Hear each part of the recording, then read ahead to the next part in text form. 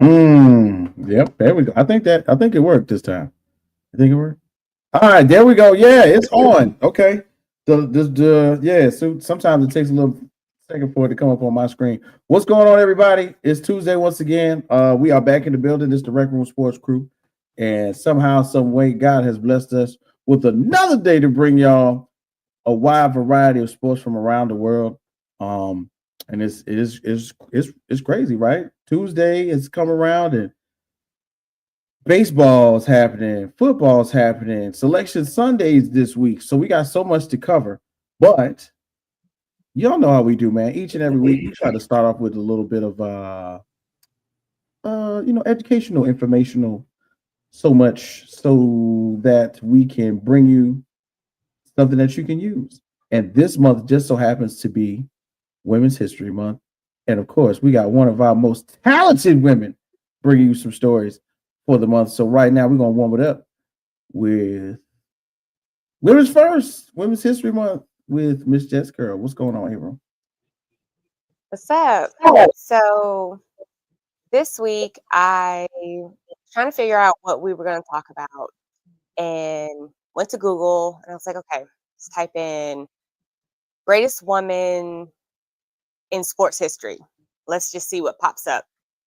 So nothing popped up that jumped out at me at first. So I scrolled a little bit and then I came across an article. It's from Top End Sports. They are a sports and science and nutrition and fitness site. But they have an article and it says, who is the all-time greatest athlete? Well, it's more of a research piece. So they list a couple different lists, like a CBS list of the top 24 athletes of all time, Sports Illustrated list of top 118 female athletes, ESPN list of the top 40 athletes of the past 40 years, so on and so forth. So they have several other articles. So please, by all means, go check this article out because it's very, very cool. But if you continue to scroll down, they also list some of the greatest female athletes. So there's 10 listed on here. I'm not going to talk about all 10, but there were 4 that I just wanted to mention because they meant a lot to me.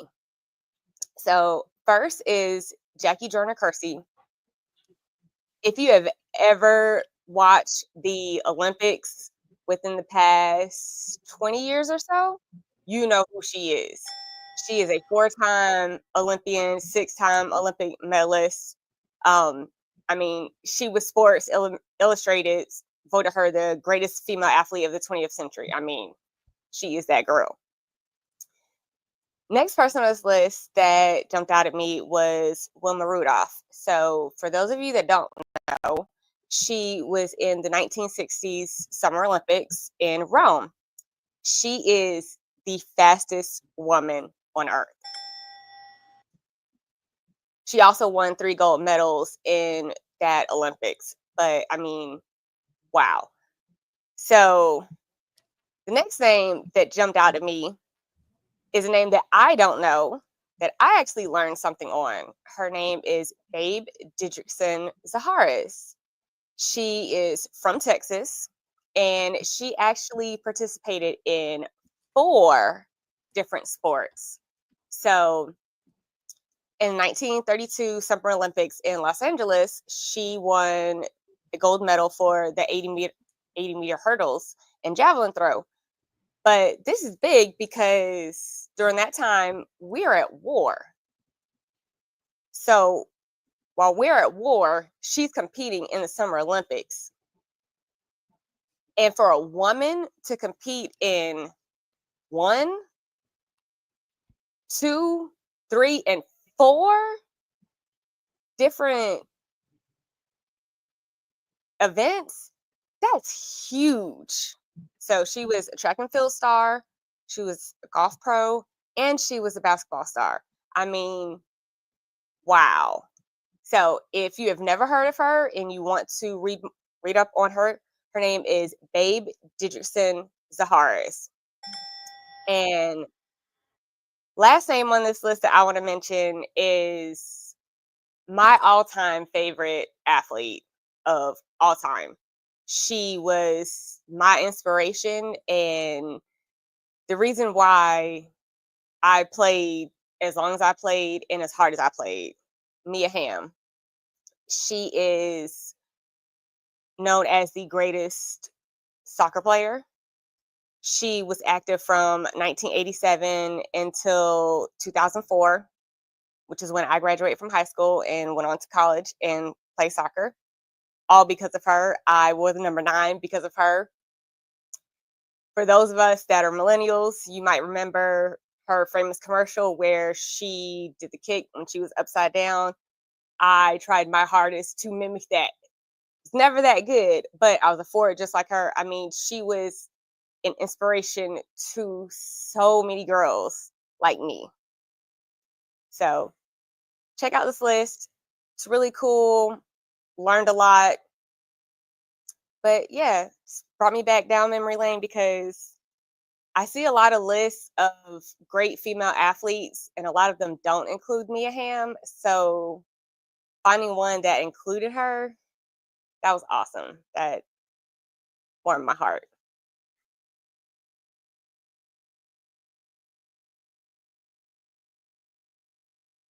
Now, right there, April, that's what I'm talking about. That's a list.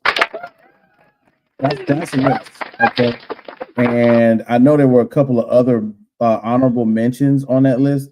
And I challenge anybody to go read that and basically, pick out some information that you might not have known from 1 or 2 or 3 of these well-known female athletes. Of course, it's crazy to see how far they've come because, of course, when we see the names on the list, like you named, like Mia Hamm, Wilma Rudolph, Jackie Joyner is on there, Babe Didrikson is on. Come on, dog. 1932. I did not know this, but of course, this was a different time in America. Somewhere in Europe, Hitler was rising to power. I was under the impression that Hitler was at that Olympics, but no, I was incorrect. That was 1936 in Berlin was the Olympics where Hitler made it known that the Nazis were here to stay.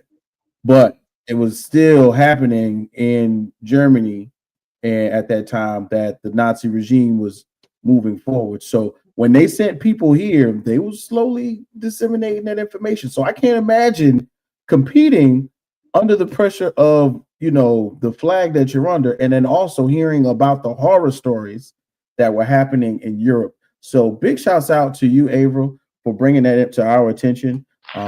Because of course it is Women's History Month. You are our resident lady, and just like a lady, you bring the business. So thank you so very much. But guess what, y'all? We got a great show going forward. We got a whole team today. I believe the gang is in the building. I am excited to bring the funk today. Bobby G, what it do, man? How you feeling? You all right? You good?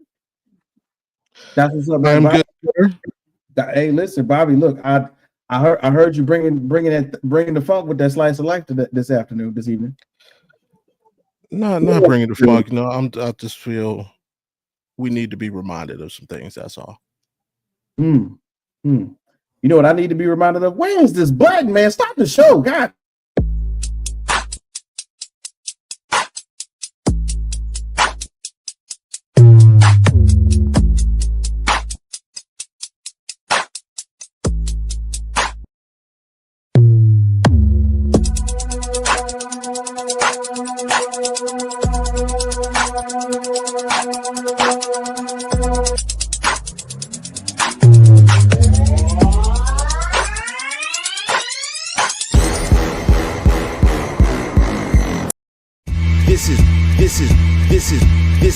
This is Rec Room Sports. Olympians carrying the torch, going where they don't go. We ain't lost. From the optics to the topics, we got this with synopsis. Think outside the boxes like Jay on the mic or your boy K Witt. Joe is my coach, T Sweat on the mix. All sports, even if you catch fish like Nate Diaz catches fist. You need to catch this episode, it's a can't miss. We go live and you should subscribe and X's and O's. We made our plan. Yo, yo, yo, yo, yo. Yes, sir. It's happening, ladies and gentlemen. It's Tuesday, March the 11th, the second Tuesday in the month. I feel excited about this one right here because so much is happening in the month of March. We don't got football, but kind of sort of we do got football. I feel like football, even though it's not being played, is still here. We got March Madness going on. We got Jay bringing us some knowledge with the bracketology right about now. We got my man, Tan Man, starting the show off. What? This is, we locking it in early today. We're here. Oh, man, so we're going to bring that energy, man. So you know how we do, man. We're going to go ahead and get a start lineup, man. Down here at the bottom, one of my good friends out here in the streets representing for the home team. We see him. Taking command. Jay on the MIC. Jay was really good. Yo, what's going on, man? At ease, everybody. At ease. Yep, see, I saw that coming. And then, of course, she opened the show with the knowledge, the bomb drop. She let us know it's Women's History Month. Ladies first, Miss Jets Girl. April, how you doing? What's up? I'm good. Look, shout out to Chloe. I've been talking crap about Chloe all season. Chloe got MVP of the SEC tournament this weekend. Shout out to Chloe. Yeah, man. We're gonna get into that too, of course. And then, of course, we got Cleveland's home, but Las Vegas is home. We got Audible Bobby G in the building. Bobby G, what's good with you, bro?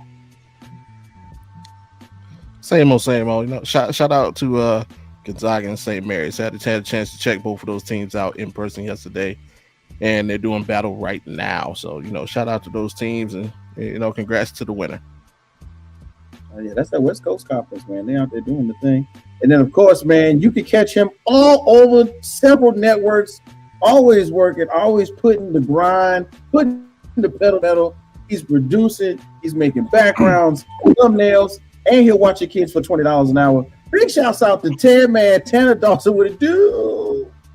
Hey, you know, I thought I was just about to have to talk some crap on the Pacers and Bucks game here, but we got a free throw in mind and a penalty, and hey, we stayed on the under. Bet one. Let's go. Hey, we locking it in even during the week right here, man. You know what time it is. So check this out, guys. It's so much going on in the world of sports. And I even think we may have a second person to bring from out of the green room, if I'm not mistaken. We're going to bring him up in a little while. Big shouts out to our guy Alan. I think he just got finished with On the Mat. We got so much wrestling going on right now. So big shouts out to the guys from On the Mat. Sam, what it do? But right now, man, I think April kind of gave us a little bit of a segue. So we're going to jump right into it, y'all. Women's College Basketball Championship Sunday. Oh, yeah, it just happened. You know, so much took place where banners were raised, trophies were won, and another big name school fell down to a rival. So let's go ahead and get right into it, man. I think we got Jay, Miss April, and Mr. Bobby G. What's going on with it? Yo, South Carolina put belt to ass. Texas, no. They talk so much crap. And it was so nice to watch that game. And it wasn't even close. Like, ooh. In the words of Bree Hall, you can't guard who? Yeah. But yeah, so Notre Dame fell to Duke on Saturday. Yeah, Notre Dame fell to Duke on Saturday, and then Duke played North Carolina State on Sunday for the ACC championship, and Duke won. Their coach, Cara Lawson, yeah, she is the third Black coach to win an ACC championship, men or women's. Third Black coach. Yeah. South Carolina won SEC championship. And then, of course, UConn won Big Ten. And then, or excuse me, they're Big East. And for Big Ten, it was rematch UCLA, USC. But instead of playing in LA, they played in Indianapolis, I believe, is where they played. Yeah. So I actually watched that entire game. That was by far one of the best games I have seen all year. Lauren Betts. Oh my God. Put some respect on her name. That girl, who she played defense, she played so good. So if you didn't know, last game of regular season, UCLA played USC and they lost to USC at home. Katie Rice took every player in the locker room. They called a players only meeting. They talked about the game. They broke down film. The entire team broke down film. No coaches were allowed. No staff was allowed. Players only. When they came out after that players only meeting, that's what they got. UCLA beat USC. They are now the Big Ten champs. That was an awesome game. Awesome game. I can't wait to see what they do in March Madness. Like, ooh, yeah. For sure. That's definitely a big deal, man. I was paying attention to some of the information going across the bottom of my timeline, and I know Jay's got a couple things to kick for that one. Jay, man, SEC women's basketball reigns supreme, or am I tripping? Nah, I'm not gonna say that right now. Put some respect on that name. Put some respect on that name. I mean, we could say those things about men's basketball right now. Arguably, but we'll get to that. I don't know. It kind of still it stings to see how Connecticut handled, their championship game, even though I feel like the conference that they're in now compared to in the past is it's a little different. Creighton was a good opponent. It was a bit more convincing to me. I'm still a little scared of UConn. There's a lot of teams to respect in this tournament coming up. We still have a lot of conference championships that still left to be played, as far as like a lot of the teams, I would say mid-majors and teams that we're gonna see at the bottom of the brackets.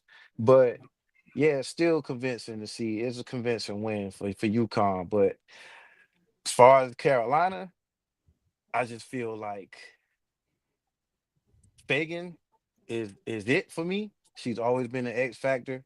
It was funny to see Dawn Staley reacting to her hitting shots. Mid-range shots was like, she's hitting them.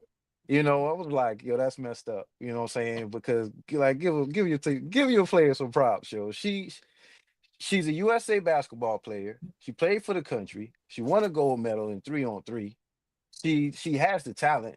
It's just that she's taking a back seat to all the talent that's coming in front of her, and that's American after all American after all American. So Fagan is like my favorite, because she plays her game. She's next in line as far as the big woman is concerned in Carolina. As far as their offense, I feel like a lot of their offense does revolve around the center position. And when you got Joyce Edwards, it's crazy. And I didn't even mention Malaysia. I've been, when it comes to college basketball, I was saying to myself on Sunday, like, this is crazy. About 5 years ago, I was seeing the future. Jay Stradamus was seen watching Malaysia for Wally and Cooper Flag, out here. I told everybody when it came to, I'll get to that later. But as far as Malaysia for Wally, she's it. She's it. She's so much it that they have a whole. They put. I don't know if everybody's seen it on Facebook or whatever with the USC, the real USC. We about to settle this. Like, it's time. It's time. It's time. I'm I'm so fine. excited. I'm so excited. I'm so excited. I'm so excited. Whenever with and even you, April, but both of y'all still wouldn't quite understand because as far as football is concerned, I was I'm a lifer compared to y'all. You know what I'm saying? The early 90s, early 90s, 91, 90, 89. You know what I'm saying? I've been understanding a little bit about South Carolina.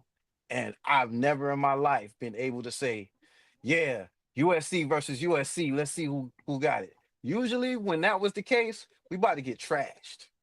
We about to get stomped. And that used to be the past. That was the past. Now we can finally stand on business and say, like, who's the real USC? And that's crazy. That's crazy. LA, I ain't gonna say I'm gonna be there, but I'm gonna be there. I'm more than likely gonna be there.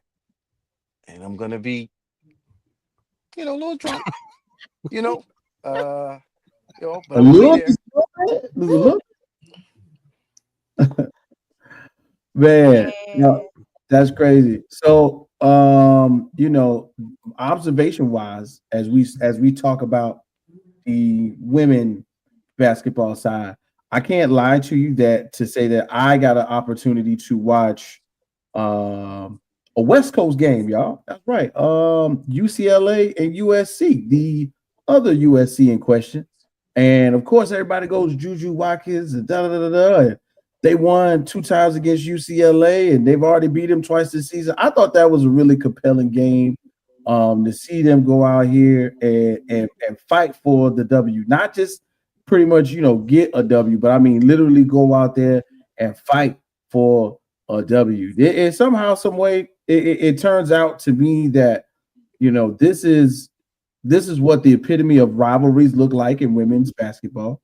Of course, USC has their streak that got broken, and by Connecticut, which kind of makes them a rival. But in California, USC and UCLA is like North Carolina Duke, so to speak. Sorry, Jay, I didn't mean to break up North Carolina Duke like that. But it's one of those things where the homebred rivalry leaks over into like real life, and those young ladies put it all out on the court. So I got to give a big shout out to Charlize Lego Walker, Zanaya Saka Niguman. I hope I'm saying that correctly. Gabrielle Jacquez, man. This was a rally cry for the ages, because in my opinion, they looked very much outmatched in the second, going into the second half. But somehow, some way, as they began to figure out the lay of the land, so to speak, against the top seeded Trojans. I mean, 37-22, kind of makes you think it's going the other way. But in the end, they got the victory over USC 72-67. They pretty much got the ultimate rebuttal in this one. So big shouts out to Ben Bulch from the Los Angeles Times. I got a chance to tweet at him. He kind of replied with the "Hey, read my article" type, what I'm saying? So big shouts out to Ben Bulch from the LA Times out here giving us a little reading material, you know what I mean? So that way we could get us a little bit of research. And of course, it's a famed school like USC that you got to put at the precipice of women's basketball. USC right now, University of South Carolina, Connecticut, Geno Smith, Pat Summitt Volunteer, Tennessee Volunteers, somewhere in there, even if it's not as high as it normally is. UCLA women's basketball and USC women's basketball is a big part of the culture for women's college basketball. So big shouts out to them for winning. It's the Big Ten title, but they kind of reshaped it. So big shouts out to UCLA winning the newly reformed Big Ten title. That's a big deal.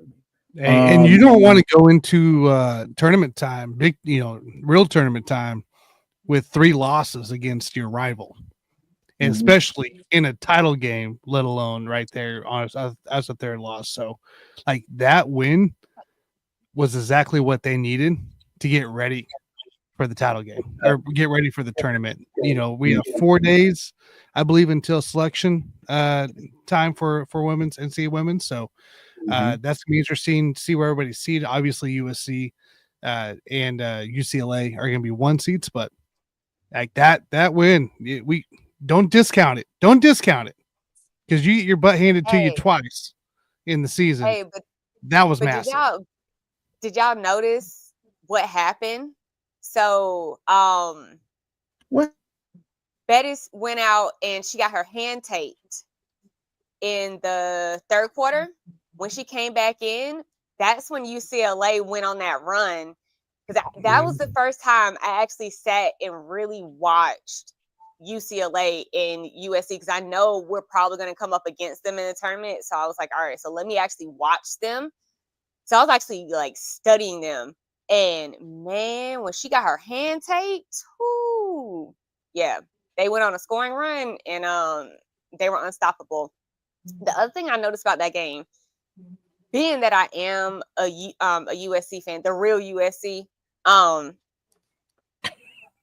watching Juju play just made me sit and think, what if she would have chosen Carolina and be learning from Dawn? I just wonder what if. Ooh, just watching her play because she's so good and she's like barely hit where her potential is going to go. I mean, she's not even close to hitting halfway to her ceiling. And I'm just like, she's still young. Wait till she gets to the WNBA. She is going to be a beast. Oh my God. But I just wonder what if her and Dawn. I hope at some point she gets to be on a team that Dawn coaches, whether it's in the Olympics or something. But I hope at some point she gets to be coached by Dawn. I think that would be awesome. Abram, I'm gonna ask a question. How many days do you think they're gonna be going at it about her playing defense? Not saying her defense is not up to par, but I just really feel with that what if, what if, you're looking at one of the most talented players we've probably ever seen in our lifetime, as far as women's sports, as far as women's basketball, come off the bench. You know what I'm saying? And I just think when you brought that up, it kind of raised, turned my light bulb turned on. I was like, how would it be defensively? Because I'm thinking, what if, that would be the only thing I would be concerned about is her defense, her defensive intensity. Not again, she locks in when her team, as far as team defensively, she locks in. She buys in.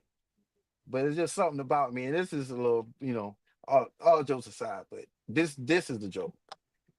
I swear Juju looks like she's always on a real tool, like all the time. She looks like she always has a little tool, man. Like she always looks like, don't bother me. Like she always has this little, like, don't bother me, don't talk to me. Yeah, I threw the ball away, so what? You know what I'm saying? She just, I don't know. She's a bit even keeled, a little bit too much for my liking. But again, defensively, I kind of wonder how that would be. How she will be, because everybody defensively that's why I that say plays. I wonder what if, because Dawn gonna bring the best out of you. She'd be right there on that Wonder bench too, what if. as well, trying to get some playing time because she need to play some defense. I'm just saying that would be. I'm telling you, because that would, if Don Staley's gonna tell it like it is. How's your team playing? Yeah. Well, if I could get Juju to play some defense, I guess we'll be all right. Like I'm seeing that. I'm definitely seeing a little bit of. Not saying that she's a matador or anything. But it's just she wants the best out of her players, and I would like to see how that whole challenge of you challenge your players. She looks like somebody who's a little bit of a challenge to coach, a little bit, and tell the score, everybody pass her the ball, we good, But as far as just some things, the kinks of the game, the downfalls of the game, it seems like she needs a little more than just your average pep talk. That's all when it comes to that.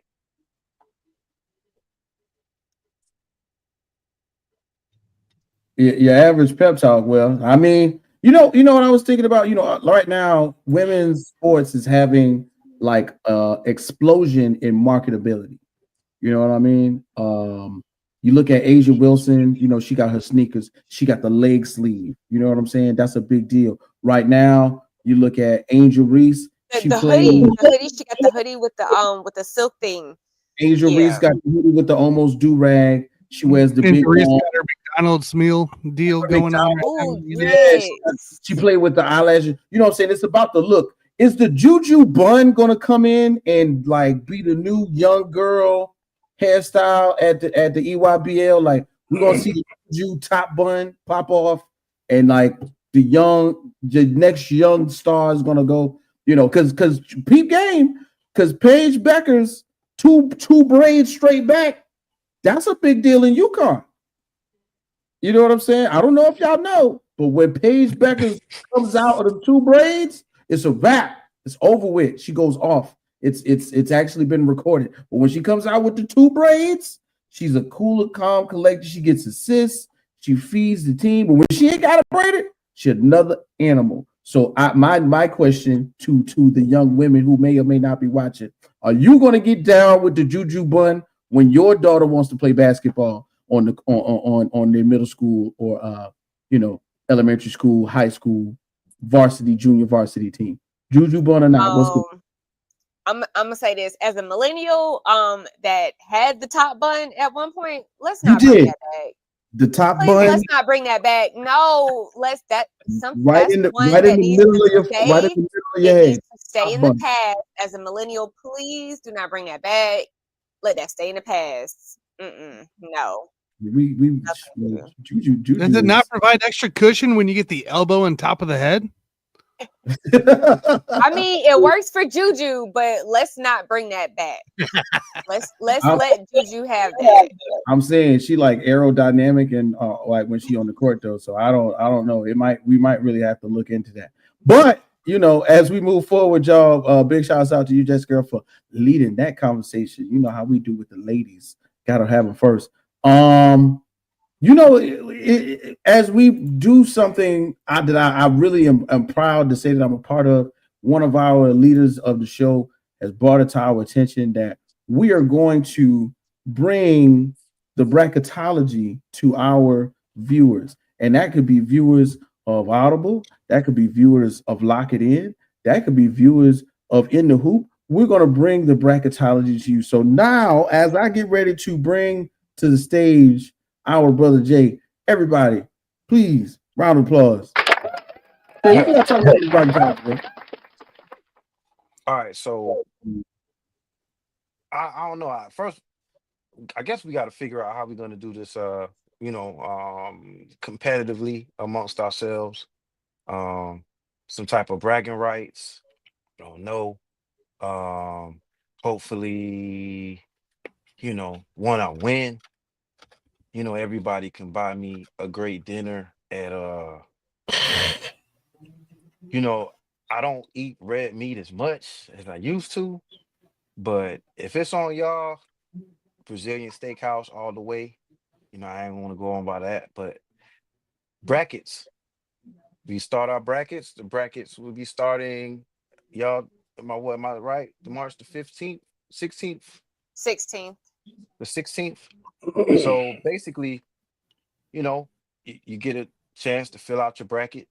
It's gonna be Rec Room's men's, all women's bracket challenge, just Or like both. that.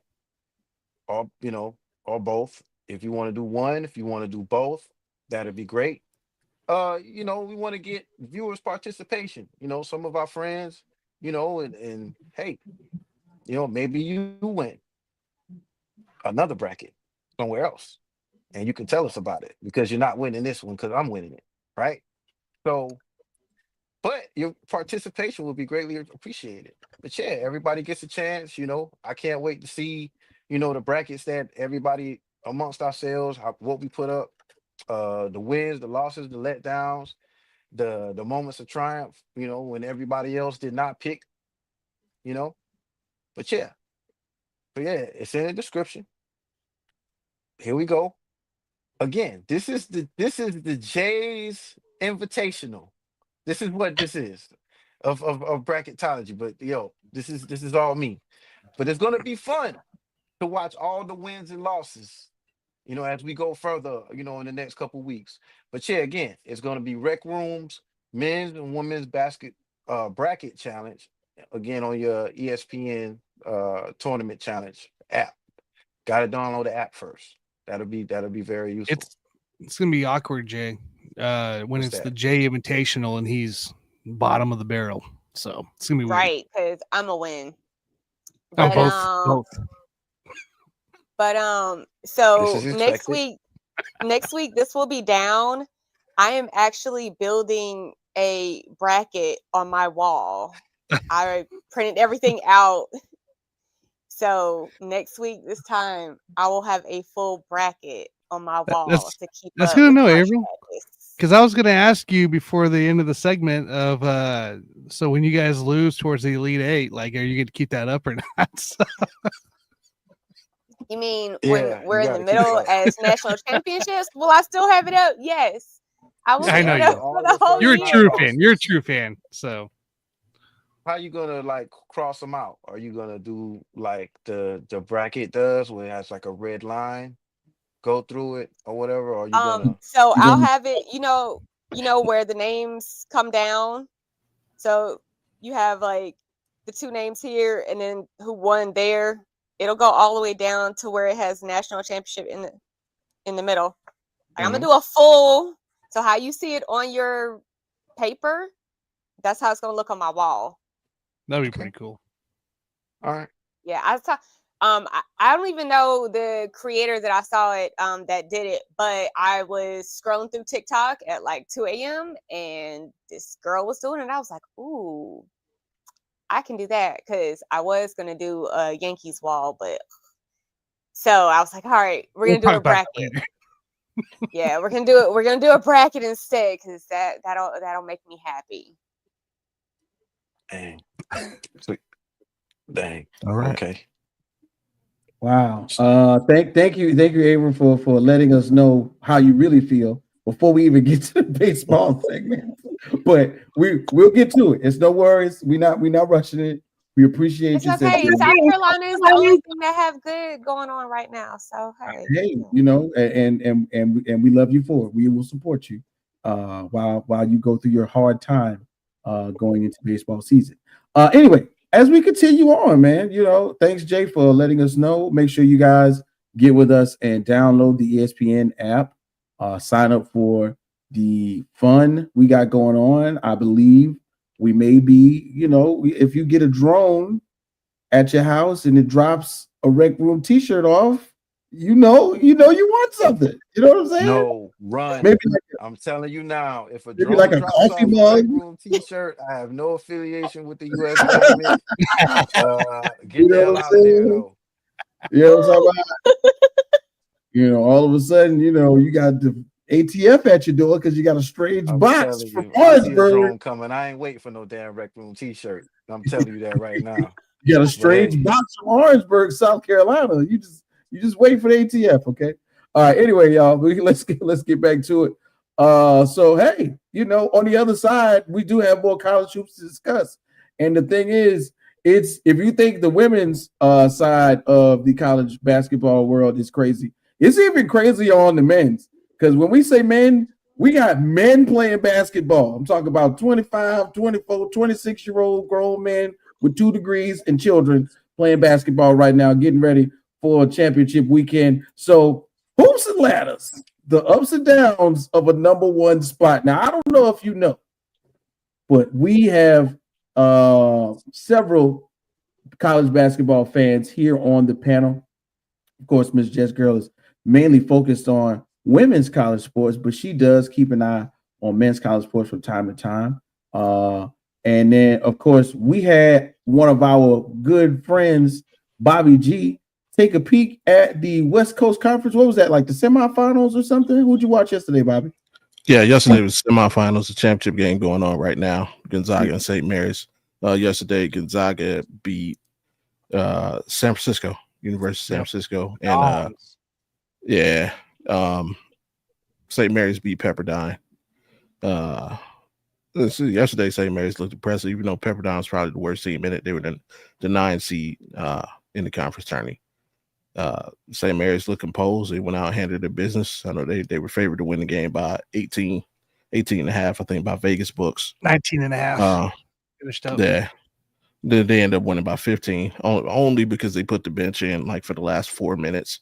They were up by like 28. Yeah, they looked poised. They had a commanding presence on the boards. Solid team. Actually, their point guard is Sarunas Marshalonis' son. Interesting fact. And he's got a nice game. I like him. He could be a late first round, second round pick. But I think he could turn into a solid role player on the next level. As far as Gonzaga, just like you just mentioned, they got one of those dudes. They had a dude named I can't remember his first name. Last name is Battle. It's number 99. He's a shooting guard.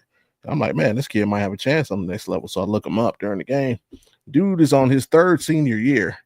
And I'm like, bruh, man, we got to cut this madness out, man. It's all this transfer madness and, and eligibility. Like, yeah, dude's literally on his 3rd senior year. But either way, yeah, he made some plays toward the end of the game. That was a really good game between University of San Francisco and Gonzaga. Gonzaga, their experience, we'll say that, came through in the second half, second half of the second half, should I say. But yeah, San Francisco made it tough on them. And that crowd, I'm gonna tell you, that crowd definitely pro Gonzaga. So I'm sure St. Mary's is having a tough time tonight. I've been peeking back and forth. I think Gonzaga's up by 6 right now. And I know that building is full of blue and red and Bulldogs, because, man, it filled up when that game started last night.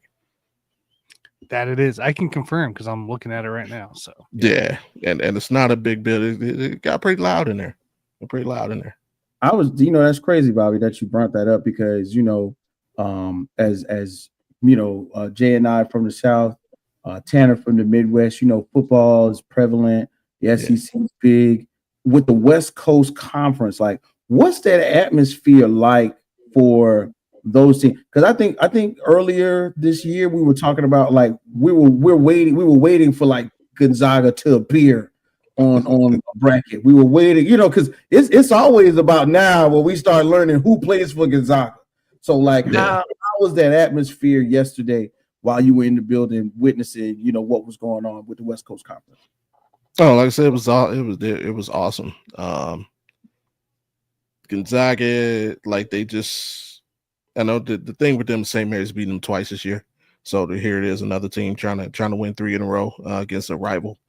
And I mean, honestly, St. Mary's is good. Like, they are the number 2 in that conference. I mean, even though they're the best team this season, but like, yeah, I mean, popularity wise, like as far as Gonzaga's been doing this for like the last 25 years. St. Mary's has definitely climbed the ladder to where they've caught Gonzaga. That's what I mean by they're the number 2. So they're trying to put their names in it as that to make this a consistent thing. And but from a fan base standpoint, hey, St. Mary's, you better step your airplane ticket game up, because Gonzaga fans buying all the tickets, bro. It's Vegas. Vegas is a show town. You could do anything in Vegas if you tip the right person. And I'm telling you, I was trying to. I had nice seats, very relatively nice seats. I was trying to, squeeze my way down there courtside, man. Nope. Gonzaga fans, all that up. All over. All that up. Couldn't get down the courtside. But yeah, the atmosphere when they went on a run in the second half, the run that eventually put them over the top. Oh yeah, their presence was definitely felt. That's crazy, man. Hey, we appreciate you for showing up. You're a pretty decent photographer as well. Thank you, sir, for doing the damn thing out there. Now, as we get into what we more so know a little bit, we're more familiar with, when it comes to men's basketball, man, fellas, this has been I don't know how to explain it. We kind of know what's going on, but at the same time, we don't know what's going on. We know who should be number one, but at the same time, number one doesn't play like number one all the time. It's exchanged hands so many times, and especially now as we're getting closer to the championship Sunday for the men's and selection Sunday is popping, is really right around the corner. 4 more days away. As we say, it's selection Sunday. It's really going to be a big deal. Jay, I know how you feel right now as you witness the number one team as your rival arise. They weren't even there. They just kind of slowly crept up into the number one spot as the number one team took a loss over the weekend. Your observation of the movement that has been happening at the top of the men's college rankings so far, man, how you feel about that? I mean, I was basically an economist who saw the Great Depression. I mean, that's pretty much it. I mean, Duke is dominating right now. I think they could be beat. I think they could. No, be they beat. can. But I guess will we see like a Carmelo-ish take over in the tournament? I don't know. That's yet to be seen. I mean, I knew he could score, at least put up 40 in Cameron. You know what I mean? Which in the scheme of things, that's kind of hard to do. You know what I mean? Yeah, that's a new type of coach. That's not Coach K. Maybe that doesn't happen with Coach K. But I mean, dude put up 40 on a handcuffed team. They play a certain way at the end of the day. They play a certain system. And we're talking about a dude who loves to pass the ball, who handles the ball a lot in the offense. But I mean, as far as Duke is concerned, man, they look good, man. They look good. Could be beat. Got a little kink here and there. You know what I mean? Foul trouble it seems like it's going to be a thorn on the side in this tournament, and that is something that teams will be able to use against Duke. But as far as the top, man, we got Auburn as well. You know, a team full of plumbers, 30 years old. 30-year-olds that know how to play ball, still go to LA Fitness. It's cool. Now, I mean, they have a lot of experience, man. And with the SEC being what we say, the best conference ever? Ever? No, not ever. This year, right? Recently, not ever. No, this year. That's what they're saying. This year, yeah. This year, yeah. This year. Yeah. Not ever. This year, yes. No, I mean like this year, the best conference ever. Like as far that's as a long time to their go body of work,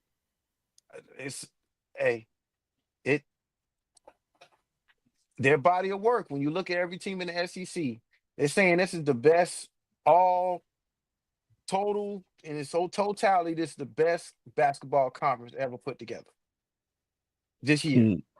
If you use those words, I could agree with you. Put together. Yeah, because it's ridiculous. You got 45 teams in it, so it ain't hard to beat. But I wouldn't put this conference wouldn't stand up to the Big East back in the day. I'm sorry. That would be the best basketball conference ever. I mean, it's just a different day. You talking about?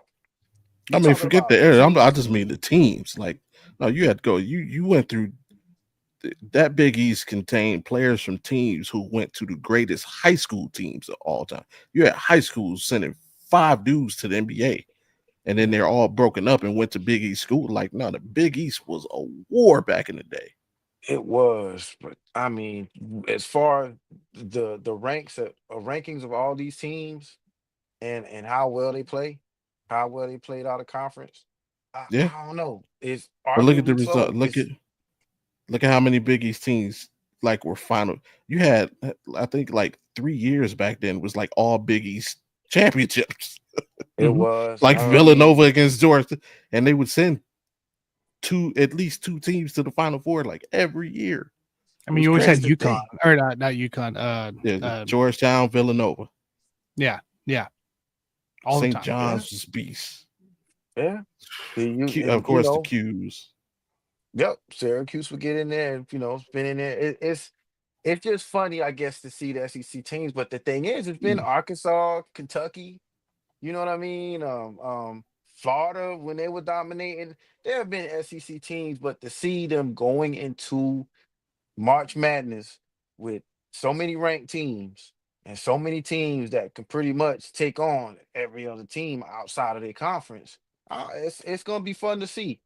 It's gonna be a letdown if they get knocked, in the first couple rounds. But I really like what the football programs have done for the basketball programs. Because at the end of the day, that's all it did. NIL money, football money. Hey, let's buy some basketball players. Let's fair. get them to come to our school. That's all this is. Along with a little recruiting, but we're talking about the SEC. Like it went from they're okay to hoop house of highlights. You know what I'm saying? So it's Yeah. it is what it is, but it's gonna be fun to watch them going into the tourney. Every SEC team, as well as the teams that were sort of on the bubble, see how they go against other teams, different styles, different different obstacles along the way. We'll see how the SEC really turns out. But as far as the team that's on the top, I think my daughter's watching. So just forget them. Just forget them all. You know. Forget them all. Man, What it is. So, as we move into the science of the bracketology, you know what I'm saying, and how it's going to be set up, a lot of it, I think, is based upon the maturity of the players on these teams, right? And how they played during the season, what type of efforts they put forward against, those big conference games on the national televised games, because there was a time when we would watch and we would hear Dick Vitale go off, oh, he's a diaper dandy, he's going, oh, yeah. We might be just a little past that with the NIL and the transfer portal being implemented so heavily in men's college basketball. Case in point, right now, the then number one Auburn team, the average age is 23.2 years old. Possible number one player in the country, Janai Broom, is 22 years old and he looked about 30. You know what I'm saying? It's crazy how the game has changed and the recruiting has changed. I believe I was watching a St. John's press conference, and you know how it goes. Right now, and Bobby, you made it mention of it. When the Big East was the Big East, it wasn't. It was like for New York, the Knicks being good was one thing, but St. John's being good was another. Rick Pitino has kind of put that type of emphasis on men's college basketball again for St. John's, in my opinion. But he said it out loud on camera. All right, Rick, well, this player may be going and blah, blah, blah, and this one's scheduled to go into the portal. Rick Pitino said, I'm not recruiting any high schoolers. Why would you? Yeah. I got two guys coming from JUCO right now. You know what I'm saying? I got the janitor's son. He's Puerto Rican. Okay, he's coming on the team. He hasn't been to college yet. I'm gonna let him play. You're like, and I'm joking about the janitor's son, but in reality, the true statement was that he was saying that I am not worried about getting any high school kids right now. I am definitely anticipating the portal opening and there being replacement players who are ready to come in here, who are mature, who are able to handle the pressures of being a player at St. John's and going and playing for a coach like Rick Pitino. Now, on that same bracket, I wanted to bring up, a school like Drake. I don't know if y'all heard about this. Drake.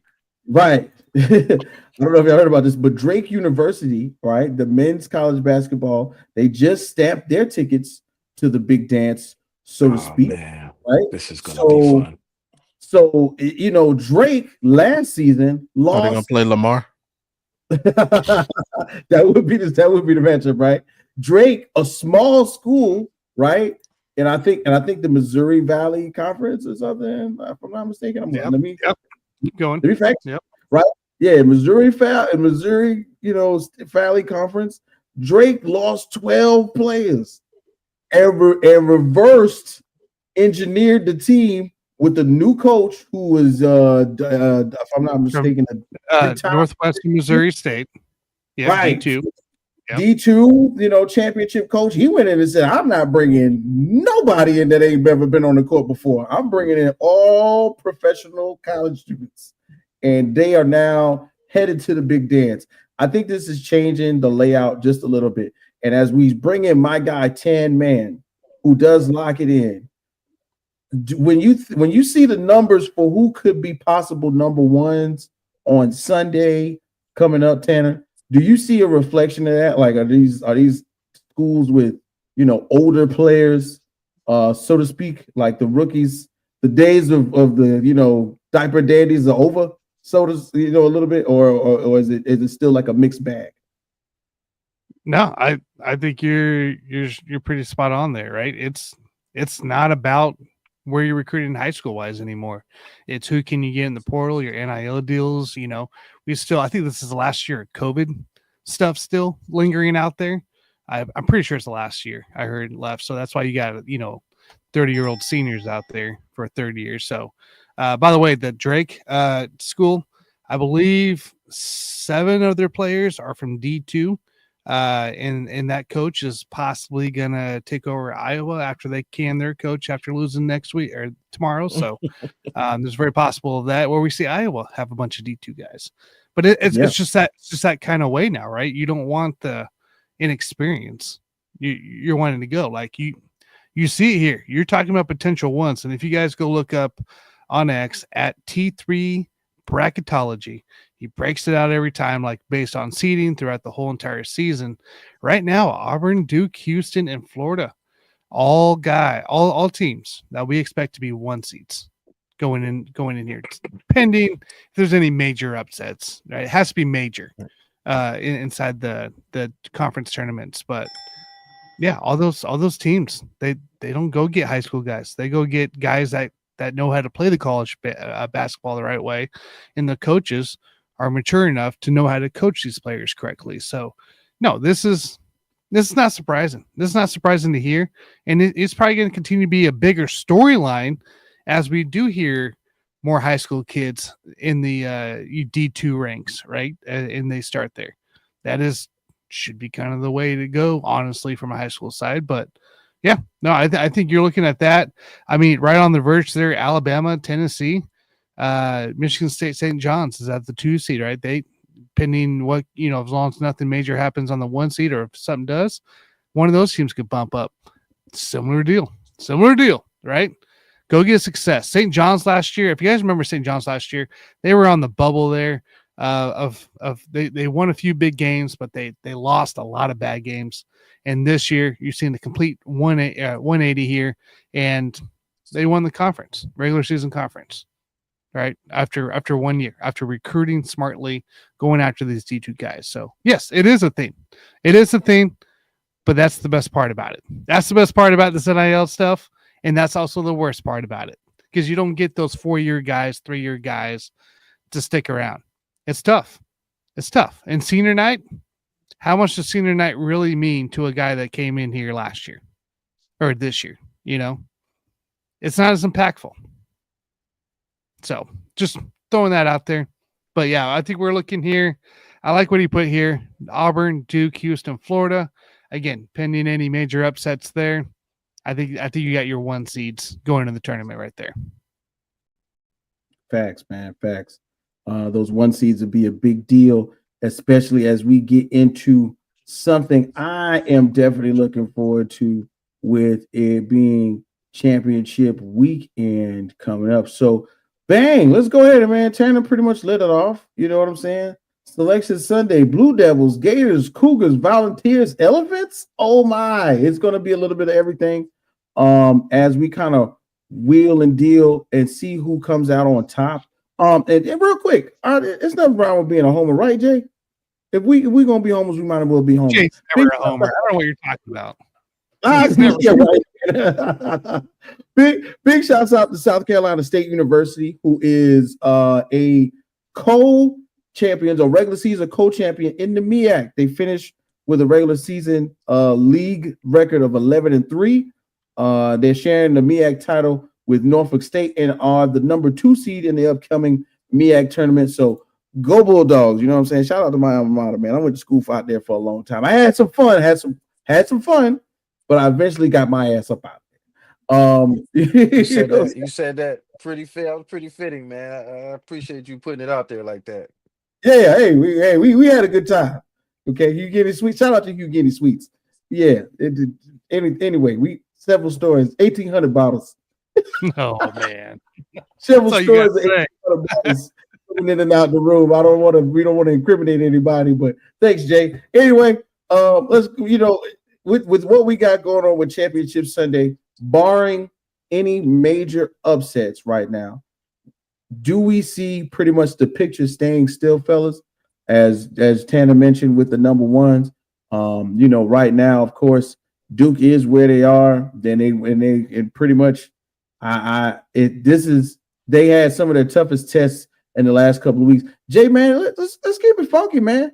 That North Carolina game, I was watching that, bro. I wanted to text you, but I figured you was locked in. I was like, man, they could do it. Where do you see where do you see your Tar Heels ended up? And this as we get into Solution Sunday. I'm sorry. Don't lie, Jay. Don't lie. I don't want to hear this. Don't lie.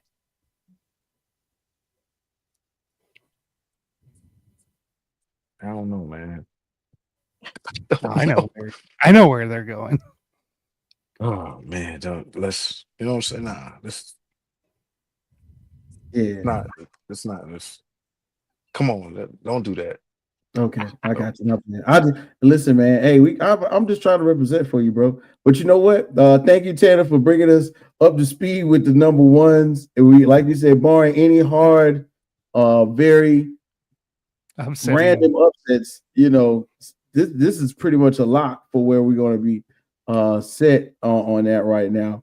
And of course, it's crazy because these games are going to be monitored. It might be monumental. And then there's already people who got their tickets punched. They're going to be having these watch parties and things. So speaking of watch parties, one of the funnest parts about Rec Room is we do several things.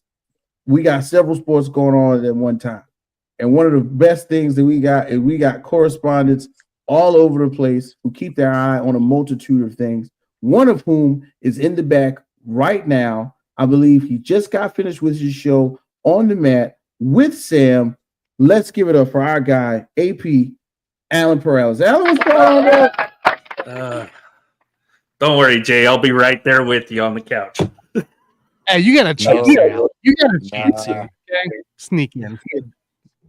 An outsider's chance. Just got to beat Georgia and Kentucky. Just got to beat Georgia. A couple dubs. You'll be fine. You'll be just fine, man. Now, so you're telling me there's a chance. You're telling me there's a chance. All right, now, Alan. Matter of fact, first of all, how was the show with Sam? What did you guys talk about on the mat today? I mean, what isn't there to talk about? Wrestling's at its peak right now. It's great, especially women's wrestling. By the way, women's wrestling was great tonight. Go watch NXT. It was great. Ooh, okay. So, with that being said, of course, we talking about the ladies. We got to bring the ladies in. What's going on, Ms. April, once again? This is a big deal because it's March and somehow pause. Tanner, you can't be a hater all your life. Y'all gonna put some respect. What are you talking about? On UNC, y'all gonna put some respect when? On UNC when they win the title. My Tar Heels like that. My Tar Heels like that. Just gotta have faith. I have faith. Yeah. Did you hear me on Sunday? Because I know Jay did. Or on Saturday. I know Jay did. Prediction was right. You can't be a hater all your life. I have faith in it. Yay, I have faith. And UNC? We gonna be okay. I'm never picking North Carolina in a baseball parlay ever again. Wow. Oh yeah, yo. College baseball is jumping off. You know what I'm saying? The aluminum bat launching is happening. Bing, bing, bing, going all over across the field. We're going yard with college baseball and lock it in. Thanks, guys, for bringing that to my attention. But speaking of baseball, let's go ahead and get into it. So, you guys, some of the more exciting topics around spring baseball right now, and I know we got one that we're gonna hold to the end. If you just hold it to the end, hold it. But everything else, guys, what do we got going on with that spring baseball as of right now? Kick us off, Alan. I know you got great. Something. It's great. That's all I'm gonna say. It's great right now. It's great to be a baseball fan. It's great to be a baseball fan right now. And then, we got actual regular season game this week. So we do. That just means Tokyo we're back. series. We're fully back. Got Dodgers Cubs this weekend. Can't wait for it. Yeah, I think wasn't it today and tomorrow they're playing the exhibition games against the Japan teams. Each of them are. They're playing. I think they're playing the Japan teams, and then this weekend I think it's then they kick off. It's either this weekend or next week. They're playing the first regular season game against each other. Oh, it's next week. Next week. So everything's next week going into it. So this weekend they'll kick off exhibition, and then the Tokyo series for the first regular season game begins midweek there. So, but yeah, I'm super excited. I'm super excited, especially with everything that's happened in the off season and whatnot. I think it's going to be interesting to see where the Cubs really are at. I mean, we're going to see it early. I mean, we saw Steele today. I think it was today or yesterday, completely blow up in the dugout after he's out, which, I mean, can you blame him against the Cubs? I know Nick Botkins isn't happy either. So around that, but like you got such high expectations there. The highest. Also, I can't remember his name, but the Dodgers, the Japanese import that just signed with the Dodgers this year, he has not looked good either. In spring training, but that takes adjustment to the MLB from Japan, right? It takes a while. Which I believe Yamamoto's starting that series for the Dodgers that opening day. And then I want to say Senga's opening for the Cubs, if I'm not mistaken. So that should be a good pitching match at the very least. I'm curious to see how Kyle Tucker looks as a Chicago Cub. I'm curious to see how this new look Dodgers team are they going to be slow right out of the gate, or are they going to go in guns blazing? Catch fire right away. I'm more curious about how they're going to manage this pitching depth that they have now that they didn't have last year or the year before. It's the one thing that, if you watched our baseball show the last couple of years, it's the one thing we always talked about with the Dodgers, their pitching depth. That's been basically their Achilles heel the last couple of years, is that their depth in pitching has not been great. And now they've got depth off the wazoo. So we'll see. So y'all know, but a lot of these guys have injury history too. So yeah, there could be problems with that. What'd you have, Jay? Oh, I was gonna ask about that. I would imagine with the luck that they've been having on the pitching staff, they have enough. They have just enough. But I was gonna also ask, does this look like the Dodgers are trying to get all the best talent out of the Far East as possible? Because they're taking advantage of how the system's set up. Yes, they're taking advantage of how the system's set up. Mm-hmm. The deferred money has been in baseball for years. I mean, the more famous one is what? Bobby Bonilla with the Mets. Yep. All the deferred money that he got when he first also Max Scherzer with Washington, with I believe it was. Washington. Max Scherzer with Washington. Washington and the Mets are still paying him. Yeah. And he's in the Mets. He's in Toronto now, but they're still paying him. Yeah.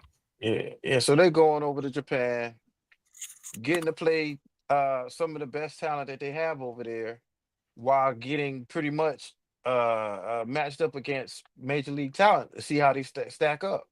So don't be surprised if you see some of these guys coming over to, in the system in some kind of way in the next upcoming years. Well, That I mean, would that's be kind of weird. the part of playing the exhibition games against some of these teams there beforehand is to recruit talent. And that's just the MLB thing in general. You're going to have more than just those organizations over there. You're going to have scouts from all over. Yeah, got to watch the translator though. Yep, that's true. That's true. Right. Just keep an eye But out no, on the I translator, think you're though, right. I 'cause think it's Keep your pocketbook safe. I Alan's should have learned correct. Japanese. They're just taking advantage of the system now. It really is. Mhm. From an outrageous way, but there they are. Yeah. I mean, that's just kind of how they're doing it. I mean, they pretty much, and they've also extended Dave Roberts a couple days ago. So For the first time ever in my life, I am against the luxury tax. I wish there was a salary cap in MLB for the first time ever in my life. I will say this, because it's in California, they're still gonna get hard with taxes no matter what. So All right. I kind of, while we're all here, group hug, April, I wanted to ask you before the show, do you want to talk about the Yankees? I got my pen and paper ready. I'll be the therapist for the day. So let's talk. Let's talk. Okay. Damn. Tell me when it started. Oh God. It started in 2009, Tanner. It started in 2009. Wow. What started out as such a promising season, and I was so hyped, and I ordered all this stuff. I had a whole Yankees wall I was gonna do. You can still do it. This morning, my ace had Tommy John surgery. I was gonna say you can still do it. Just gotta give it Tommy John surgery. Yeah. So Gerrit Cole pitched in Game 5, and he won't pitch again until the summer of 2026. And then we found out that as hard as Stanton played, and he literally carried the Yankees to the World Series on his back, cost him his elbows, and we don't know if he's ever going to play again. There is no timetable in his return. He's been getting injections in his elbows, but it's not looking good. And thankfully, they have not recommended surgery, but if at some point they do recommend surgery, he's probably done. And that sucks because he carried us to the World Series on his back, and we didn't even win. On his elbow. I'm sorry. And then Hill is out. Hill is out for 3 months, so he's out until what?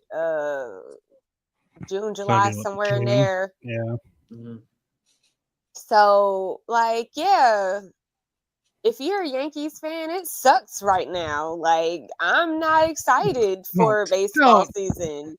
And opening day, what really sucks is my birthday is Monday. Opening day is that Thursday. And I was like, yeah, I'm going to go because I want to see Gerrit Cole pitch. What am I supposed to do? Still go. Go. My ace is gone. I don't have an ace. My ace is gone. Still go. Still enjoy the game. You're still favorites right now in the AL to win, to go to the World Series. Not anymore. Not anymore. Who surpassed them? That's changed. Texas. When? Texas is the favorite now in the American League. Oh my gosh, I should have known. 2 days ago, they were still the Yankees were still the favorites. Yankees fell to 5th. Yankees fell to 5th. Yankees fell to 5th now without Gerrit Cole. Or is it 2 days standing? ago, I still had Gerrit Cole. The two top teams favored in the American League are Kansas City and Texas. How did I know that? Wait. Now I'm done. I'm not even in on this conversation, What? but how did I know somehow You that just Al said- was going to rewind and put that in there somewhere? But then, well, here's the thing: it's all single-digit chances to be in the World Series. It's not like the Dodgers where they have a 27% chance to win the World Series, though. Wow. And Did you you know what's say really pissing me KC was off? favored? You know what's really pissing me off? What's that? Wait, Bauer and tell me. really Go ahead wants to pitch again. His ERA last year was 2.32 or 23. Mhm. And then the year before that, it was like 2.53 or 58 or something Mhm. like that. Come on. He's saying he will pitch for the league minimum. Come on, Hal. I've been trying to preach for Bauer and George Royals George uniform would for sign so long. him. George would sign him. Hal. The get problem off with Trevor your Bauer ass is that and sign him. the problem with Bauer is that all the owners have gotten together and said we're never allowing him back They're into Major League boycotting him. Baseball. They've all boycotting. gotten together and said we're not going to allow him back into baseball. It's And stupid. they It's stupid. banned George at one point, He's and they let innocent. George back in. It's an innocent They man. banned George. They banned George, and George got back in. Come on, man. I need a It's an pitcher. innocent man. It was I not guilty. need a pitcher. We should be no, he should be pitching. Oh, man. Ridiculous. I agree. Come on, Except for I Hal. want him on the Royals. I need a I want him on the pitcher. Royals. Oh wow! And listen, guys, this is a really spirited debate here. I know we're gonna have to revisit these topics, especially for baseball coming up and being so. So listen. I know it's going down right now. Listen, I want to throw this in there before we're gonna put a button on this. Okay, so if you didn't know, if you had no clue what was going on, okay, somehow, some way, we got to talking about Tommy John surgery, right? What is Tommy John surgery? Well, that's when basically they do the surgical procedure to repair the UCL in the elbow. They take a ligament from your thigh and attach it to the ligament that stabilizes the elbow during throwing motions, right? Which is what exactly Miss Averill is upset about when Gerrit Cole is possibly going to be out for the season extended. But Averill, think about it this way. I have a great example for you of a player who went through Tommy John, sat out for some time, and somehow found his way to win himself a World Series. Do we all know who in recent history had Tommy John, was the number 1 overall draft pick by a team, but still found their way to win a World Series eventually? Strasburg. Hey, thank you, Tanner. You win a Rec Room Sports T-shirt. Send it over, man. Send it over. So think about it this way: Steven Strasburg missed the entirety of 2.5 seasons, came back strong, closed. Well, of course, opened. You know what I'm saying, and then found his way into the playoffs, and somehow, of course, was carried through several really good bullpen at that time. But the point is, he did it, and then found his way to retirement. So He was Strasburg, World Series MVP. He was Yes, World Series MVP. he was the man. He fought through some really hard stuff at that time. So let's think that Gerrit Cole could be in that same vein. You know what I'm saying? But wait, how did that help me this season? So this was I said think about it in the this was supposed to be revenge season. future. Fuck the Dodgers, except for Freddie Freeman. Freddie Freeman is a national treasure. We love Freddie Freeman, but fuck the Dodgers. It was revenge season, and my whole revenge season tour is down the drain. If it makes you feel any better, our A's got Tommy John the year we won the World Series. So yeah, it's still possible. You got Gibson out there, you got Lynn out there. You got some vets out there you can go get for now, or wait till the trade deadline and go get somebody from a worse team like the Rangers eventually. Wow. Okay, guys. So this is what we got to do. Y'all know how we do it, man. We get right into this. Just don't trust Carlos Rodon. Just don't trust Carlos We get Rodon. right into the top of that second hour. Actually, we get right into the middle of it, guys. You know what it is, man. It's the home team for Rec Room Sports Crew. It's your boy K with your mama's #1 draft pick. We are having a great show. Yes, we're having a spirited baseball debate right now, but we got to bring in our people. Make sure we know exactly what's going on and what they got going on. So, of course, Bobby G, man, we know you got the busy schedule like always, man. What you got going on with Audible this week? Audible Sports Podcast. Let's catch us on Thursday. Should be live Thursday for our Audible Reacts. April D. Jess Girl will be joining us for that. And of course, Friday, back at it with the original Audible Sports Podcast for Sports Beats Life and Culture. We had fun last week. We reviewed the Rolling Stones list of top 100 R&B songs of the 21st century. Tanner enjoyed himself very much in the chat. It was fun. Rolling Stone sucks, by the way. So put that out there. I meant to ask you, bro, was R. Kelly disqualified from that list? How many R. Kelly songs were on that list? I'm gonna say he had to be, because there was no R. Kelly songs. There was if R. Kelly was on that list, one song that happened to feature Diddy. There was one Diddy song. There was one Diddy song. No remix to Ignition at all. Right? What? Yeah, Come on, like, that should have been top 25. Fiesta? With the song list that was provided. Fiesta. Anyway, y'all remember somehow Usher was number one. Yeah, I remember you saying that Usher was number one on the wrong song. Right? Yeah. No 112. No. Wait, what song was number one? Confessions Part 2. These are my we said. Yeah. That's not. I would have rather they put song. Single Ladies. The Single Ladies is probably the biggest omission to me, especially since it literally won R&B Song of the Year. Single Ladies wasn't on it. Was not on the list. Four or five different Beyonce songs. Yeah, 4 or 5 different Beyonce songs, and Single Ladies wasn't one. They messed up on that one. Throw the whole list away. It was like two Beyonce songs and 2 Destiny Child songs. I mean, it was 3-1. It was 3 Beyonce, 1 Destiny's Child. It was 3-1. That's what it was. Yeah. So let's keep it moving, y'all. So of course we got Tanner Dawson in the building. Tan, man, what it do? We know you're a busy guy. What you got on the schedule for this week, my brother? Guys, right now, we got the Buffoons dropping tomorrow night. We'll be talking Chiefs free agency, of course, Chiefs signings going on, but we'll talk NFL free agency along with some NBA drama. We'll talk a little Xavier Worthy, exactly that whole wonderful situation there that came to light that kind of figured I'd wait on to react. So excited for that. We did drop an episode on Monday on the Basement Brewed Fantasy Football. That is the podcast I edit for Fantasy Football Business. There, Mikey talked about Davante Adams and the DK Metcalf early impacts of fantasy football signings there. So we'll be dropping off a little bit of a running back dynamic on Friday. So make sure you check that out Friday on Basement Brewed Fantasy Football there.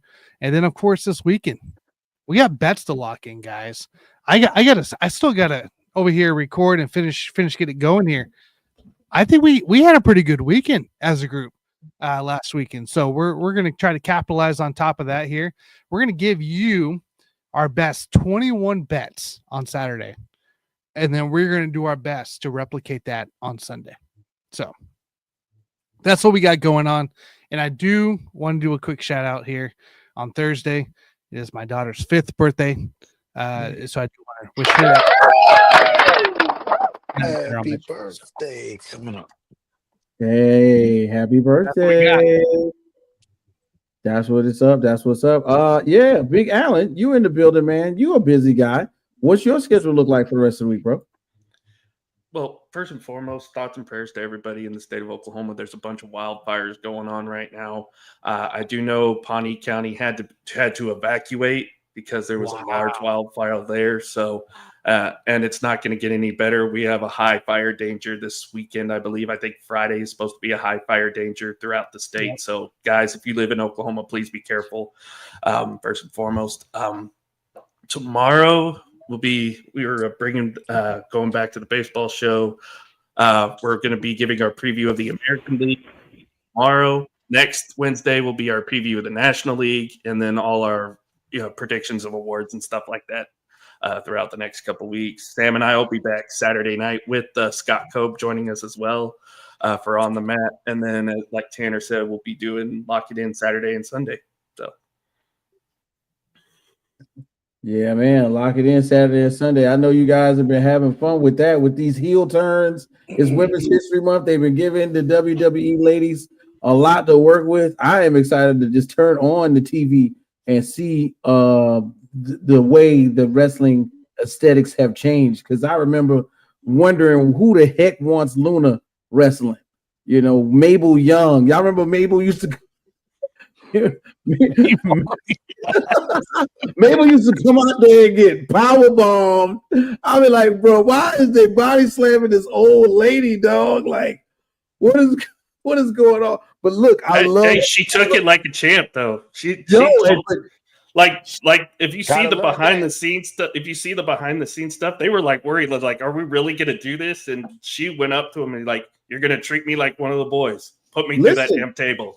I watch Outside the Ring, okay, and she has a storied history about her wrestling career. She went through so much, and the wrestling fans all across the world loved Mabel Young when she came to town because she brought your wrestling promotion, your Mid-Atlantic wrestling promotion, your WCW, your Young Texas promotion. She brought the women. Okay, the male wrestlers love that, and then at the same time, she brought the funk. She got slapped, hit through a table, bottles across her head, and she took it like a man, and she drank like one too. So big shouts out to Mabel Young in the world of wrestling.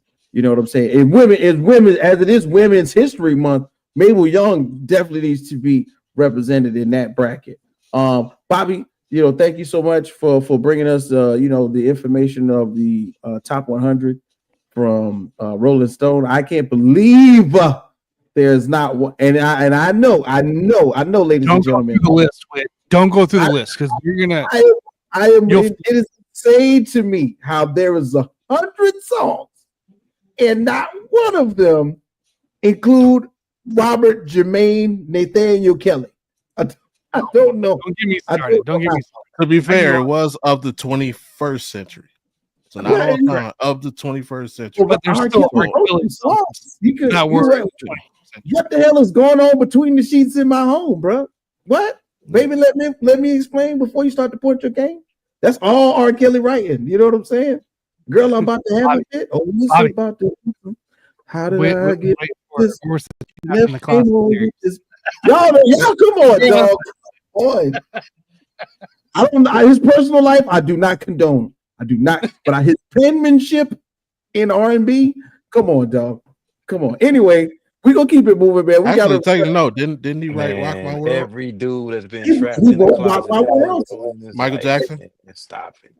Yeah. What'd you say, Jay? Huh? Oh. Anyway, we're gonna keep it moving, man. Don't forget, please like, share, subscribe, share, whichever way you want to. We appreciate everybody. Before you finally move on, though, shout out Gonzaga. They did beat St. Mary's. For my basketball purists, there was one 3-point shot made in this game. Wow. Oh, wow. Legit. It was one 3-point shot. Wow. There was 1 3 shot made in this game or 1 3 shot taken? Made in one made. Both teams combined to go 1 for 31. Oh my God. Oh, yeah. It was well on the under. Yeah, they tried. Go for the hit under. So see, I bet you if Drew Timmy knew about the portal right now and the NIL, Drew Timmy would be a big deal in Gonzaga right now. Okay. Instead of the game, St. Mary's 15 turnovers. Gonzaga only had 4 turnovers, so that's probably the tail of the game. All right. So ladies and gentlemen, we're about to get into the fun part of the show. The second half hour, of course, is going to be where we normally stick our flags in the sand and call it a Rec Room show. So let's get to it. Y'all know football isn't happening physically, but it is happening somewhere in a fictitious world of sports writing and contract signing. It's happening. It's going down left and right. And of course, the agency is free and it is flying off of the shelves right now. And I'm talking about it's crazy because as of 12 o'clock, what is that, Jay? 12 o'clock yesterday? Yeah. Yeah, 12 o'clock yesterday, which is Monday, March 10th. I didn't see it happening this way. But before we get into the picks themselves, Tanner, you're up there. What's your take on just how much free agency has changed and how wild it's been just in like the original first 48 hours, the first 48? I mean, how insane do you get all the trades going on? How insane do you see teams that were on the cusp, right, of either a playoff berth or possibly a Super Bowl berth, right? Talking about Jay's Commanders here. But just the insane amount of moves that you see during this time frame before free agency even begins. It's all legal. Okay, it's all legal. No tampering. But no, it's crazy. It's honestly, it's crazy that it changes the league so much. And how many other, San Francisco, we talk about them all the time being, Super Bowl contenders year in, year out. Look at everything they lost. Vet wise, right? Vet wise. But that was also a team that needed to get younger, needed to free up some salary cap space so they could pay Brock Purdy his $90 million and still not make the playoffs. So, but in the end, this is what we love about March. We got March Madness and we got free agency and NFL news dropping all over the place. It's the best part about it. And all the trades that you see, and quite frankly, to me, I think this time right here, this week here alone, makes or breaks if that GM that you have as a GM on your favorite team is going to be one that's going to be there next year. If you're on the cusp of playoff contention or need to make playoff contention at least. So, no, it's insane. It's insane, but that's why we love it. That's why we're fans. That's why we do this podcast stuff all the time, and it's what we want. It's what we want. Facts, man. Facts. Big AP. You're a football connoisseur. Your thoughts, sir?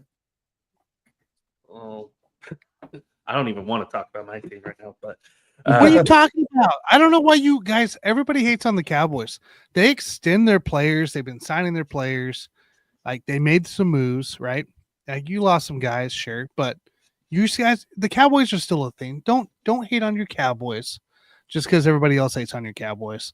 We can do that in November. Okay, we can do that in November. I could do that now. Hey, check this out. Hey, at least we're bringing in linemen, Jay. Hey, Zach Martin. You see coming. One of the greatest guards of all time. Yeah, he's gonna be guarding the couch or the fridge. So yeah.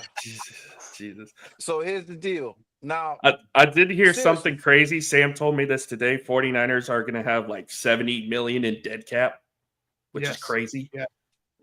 And then it could go up to like 84 million, which is insane. But yeah, it's been like the Wild West so far the last couple of days. You're seeing moves being made left and right, guys going to different teams. And again, like Tanner said, this is why we love it, because we're just kind of glued to our phones for like 4 hours with like who's going where, who's going there, who's going there. That's why the NFL is always going to be king over every other sport.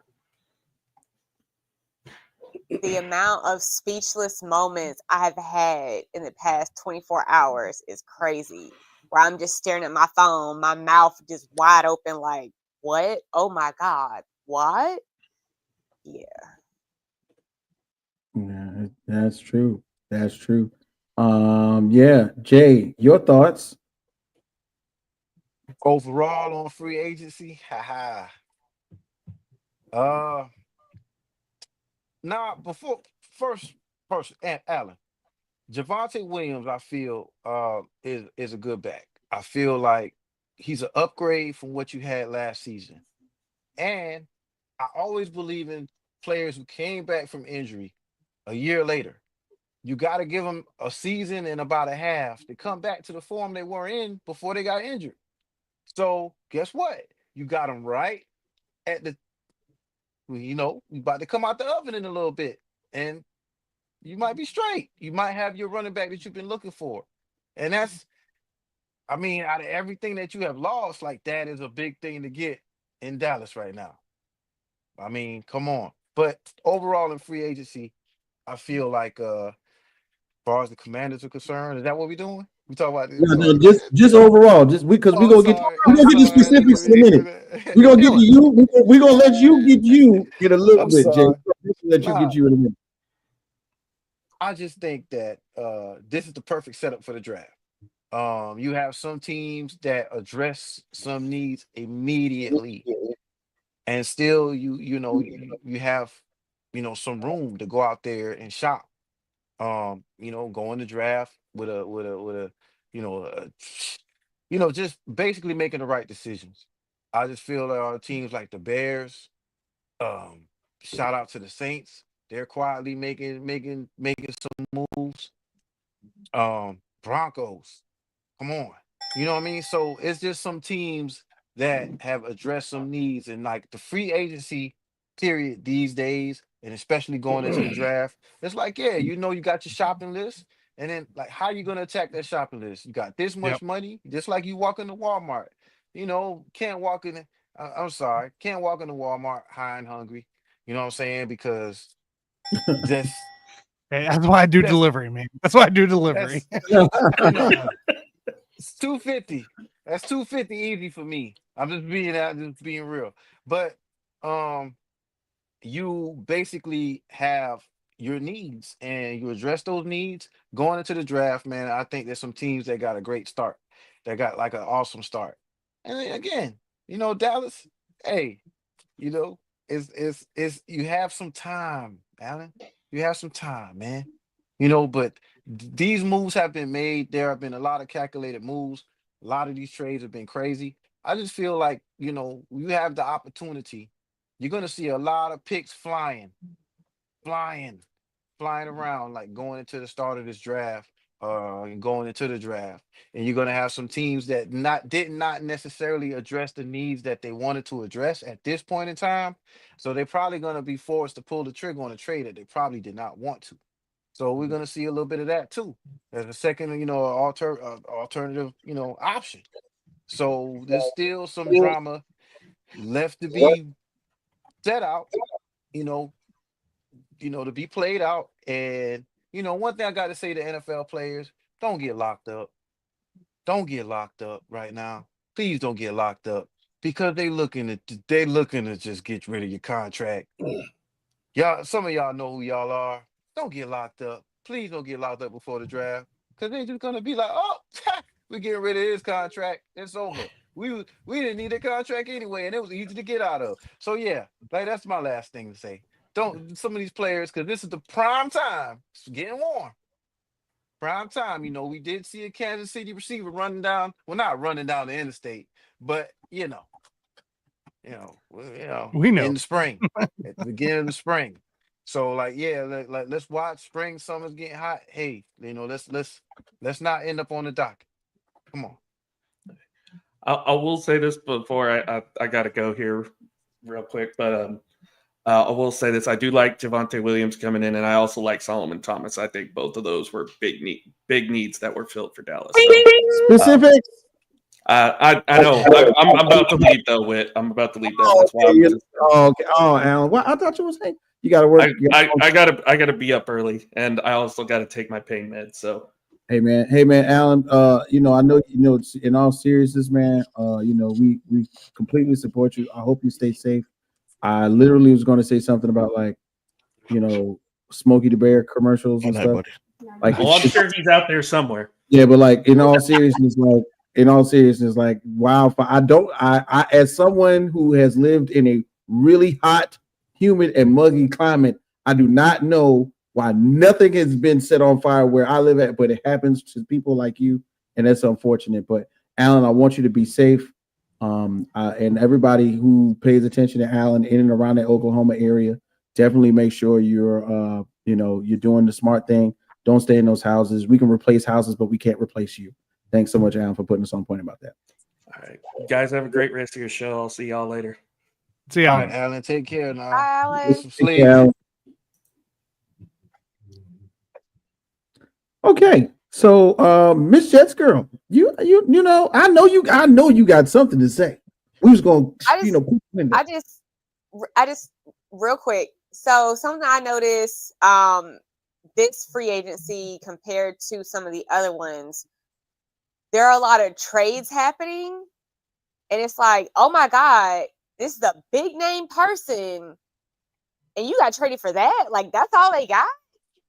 Like, I feel like they would be worth a lot more. And then I've seen some contracts, and I'm like, oh my God, y'all are fleecing. Like, you're not worth that. And I'm just like, what is going on this free agency? Because Yeah. I'm not used to this. I'm used to it being a little bit more reasonable. Not this off. I feel like it's off so much. That's the key word, though. They were reasonable, which a lot of these GMs were not when they were spending money. And that's why instead of saying, damn, I got to release this dude. Hey, can you do me a favor? I'll give you a 7th round pick. You want him? You know what I'm saying? Or give Like, me a 7th round pick. And I think that's been the cop out. Like, hey, just give me a 7th round pick instead of us releasing them. You know what I'm saying? We'll give, hey, Geno, the Geno and that's situation. crazy. You know what I'm Like, saying? that's That crazy. I've never seen it this bad. it spent too much money. It spent too much money. Even though the salary cap got higher, a lot of these GMs, they want to win now. Everybody like, okay, in order to win now, gotta go get this, gotta go get that, gotta go get this. And it's like, oh, damn. All right, gotta pay him now. Gotta pay him. Okay, well, you gotta go. You gotta go. You gotta go. And then we're starting over. You know, you gotta start fresh, start young. But that just like you said, reasonable, which a lot of these GMs they F the money up. Yeah, like It's also decision making, right? It's also decision Mhm. making. And how desperate are you? How desperate are you to turn around something? You know. And as we but can see, go ahead. part of it is not how desperate you are. Like, your job is on the line. You don't have a choice. You have to turn it around. I mean, or you go. we can talk about the Giants. Obviously not, because they got to keep everybody got to keep their job after the whole Saquon Daniel Jones. That's crazy. That's, Well, I mean, that's a whole I don't different. know what they doing. I don't know I need what to they fill out an doing. They application for all them. like, Right. Show up. Job They- security, right? Job security is awesome in New Yeah. York right now. Okay. You know, in reality, y'all, you know, one of the crazier parts that, and Ms. April brought it up, is the trades, but then the offset of the trades is players' contract extensions. And we had some really big ones in the first 24 hours. So I want to take a minute just to highlight those, man, because it's crazy how we got record-breaking. Hold on, wait, I got to put the sound effects on this. Record-breaking contracts. Bring out the Brinks truck. All right. Yes, and just in Went case too you loud. didn't know. Say what, Jay? I thought when you first cranked that thing up, I was about to take my pods out. Like, Yeah, no, when it changes, it does that. But it's crazy because, you know, as we sit and think about what's going on in the world of free agency, it's even crazier to see where some players are staying, because I think a lot of it has to do with the money, a lot of it has to do with the contracts, a lot of it has to do with the guaranteed money. But somehow, some way, man, because of the money, man, you throw out opportunities to play for great organizations in other places because you want the largest amount of money possible. So let's start off at the top, guys. You know, earlier this season, we heard from a really intelligent brother, a smart brother, but at the same time, one of the best defensive players to touch a football field this decade. And that's Cleveland Browns #1 pick, Myles Garrett. Recently, Mr. Myles Garrett made it known to the public that he wanted out of Cleveland. Just like Bobby G. No, I'm just kidding. But you know, but somehow, some way, you convinced him by putting a pen to the paper and slide. You know how you do? We just sitting at the table and I just keep sliding that napkin to you, and that number on that napkin get bigger and bigger and bigger until you go, all right, I'll stay. You know what I'm saying? Bring some more champagne. That soon as the signal is he had to go bring some more champagne. That's when the number was right. And he said, all right, I'm staying. So big shouts out to Myles Garrett, who signed a 3-year, $106.5 million extension that will basically average him $35.5 million a year with $122.8 million guaranteed for a total, which because he has an extension and one more year left, that's a total of $204.8 million in cash over the first 3 years of a contract. I like just saying those numbers make my mouth water like I'm about to eat steak or something. So I can't imagine how it was after his agent and him read it in the, it's not a fax anymore. It's probably like an email or a PDF that you got like to unlock or something just to see it. And I'm pretty sure like Myles Garrett and his agent, they scrolled past all the legal jargon and said, "Where are the numbers? Where are the numbers?" Next, we got someone I think is very much deserving of a contract. He's been putting on for the city ever since they drafted him with their draft pick at the top of the draft. Is Josh Allen.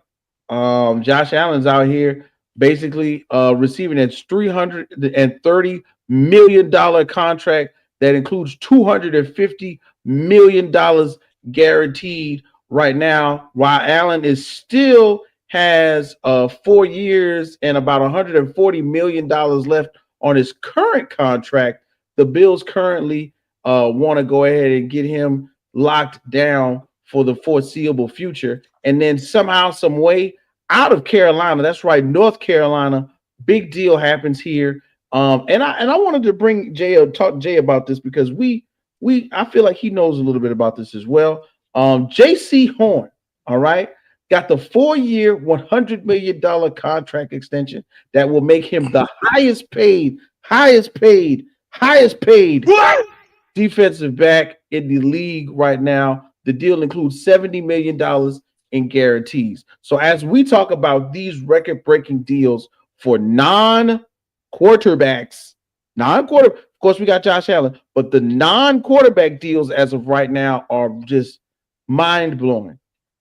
Which one of these three that I bring up, because these are all technically record-breaking, which one makes the most sense for the team that is retaining the players?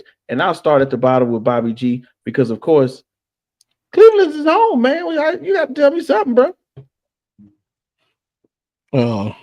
Myles Garrett, obviously. And first, I want to shout out all of y'all and say I appreciate you all for listening to me from the beginning. Even Jay to a degree. I know he had his visions of grandeur of the Commanders trying to give us some weird trade package to get Myles Garrett. But I appreciate y'all for respecting when I told y'all he's not going anywhere. Because he wasn't. Myles Garrett watched Deshaun Watson play terrible football on a great contract. And all he was doing was telling the Cleveland Browns, if you think that you're going to come to me with some lowball offer talking about improving the team, this, that, and the third, it's not happening this time. I want the max. That's all he was saying. And they gave it to him. Remember, we're getting a stadium built.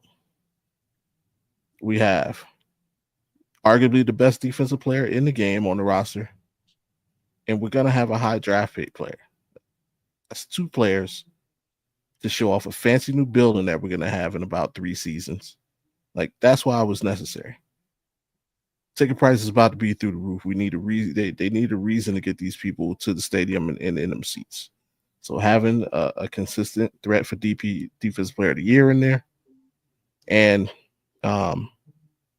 whoever this second pick is used on right now, it has me something's making me lean towards Travis Hunter. Even though I'm positive we're going to come out of this draft with a QB.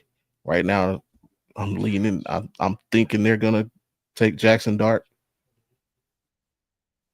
Yeah, I think we're going to try to make a splash in the draft. Plus, Myles Garrett, it was a pay. You needed a reason for people to pay them ticket prices. So, yeah, especially coming off type season we had. So, Bobby, this is the part where I get to tell you that you're wrong.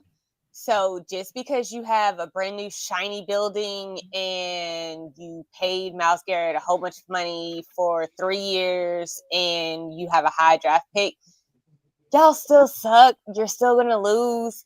Exactly, which is why you need it's the Browns. Let's be real. You need a reason for people to buy tickets. I feel the winner out of those three is Josh Allen and the Bills. I mean, if they could actually do something in the playoffs, I mean, they have pretty much locked down their version of their Tom Brady. So, I mean, why not? I would extend him out. I would make sure he ain't going nowhere. I need you happy.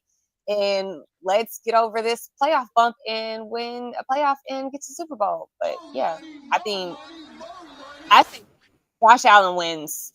Yeah, hands down. Yeah, but question, April. Mm-hmm. Tell me I'm wrong. What's going to happen next season when them ticket prices go up by $1,000 in Buffalo? Nothing, because they already winning. But they actually win. Didn't win they actually win games, and y'all don't. Right, so but you're missing your point. Nothing changed in Buffalo.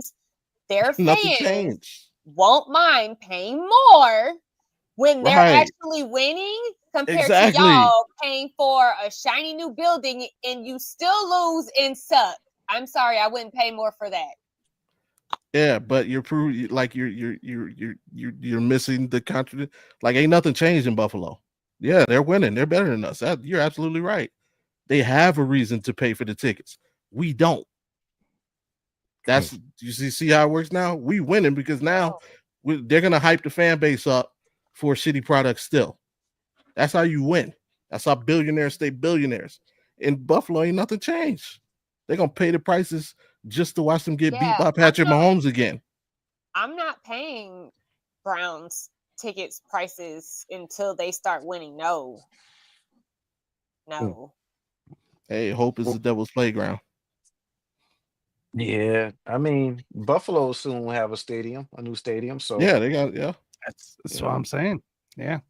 Ken, I saw you drawing on your paper just now. Were you taking more I'm just taking notes. I'm just taking notes here. Okay. I'm April's therapist today. So that's all. That's all. Don't worry about me. Don't worry about me. Okay. Talking Cole and everybody else. You asked me 3 players with these big old Brink trucks backing into their driveways right now. Okay. JC Horn, obviously on the back end, right? He's last. He's the last guy that we're worried about. It's the Panthers. They got to spend some money to stay out of whatever it needs to be. So that's whatever. Next up, we're talking about Josh Allen. You see that? That's how many Super Bowls he's been in. Who cares? Who cares what he's signing? Because the Buffalo Bills obviously can't make it past Mahomes or anybody else in that matter, or Joe Burrow. It don't matter. It don't matter who's there. So Myles Garrett is the winner. And by the way, this Cleveland team, Bobby, correct me if not, they made the playoffs a year before with Joe Flacco. Joe Flacco? Yeah, we have every other year playoff pattern right now. Okay. Let me correct. With Joe Flacco, PJ Walker, DTR, Deshaun Watson, and who was that third, that fifth quarterback we used? I can't remember because we just signed him for one game. That wasn't the Jameis year? No. We had five different quarterbacks.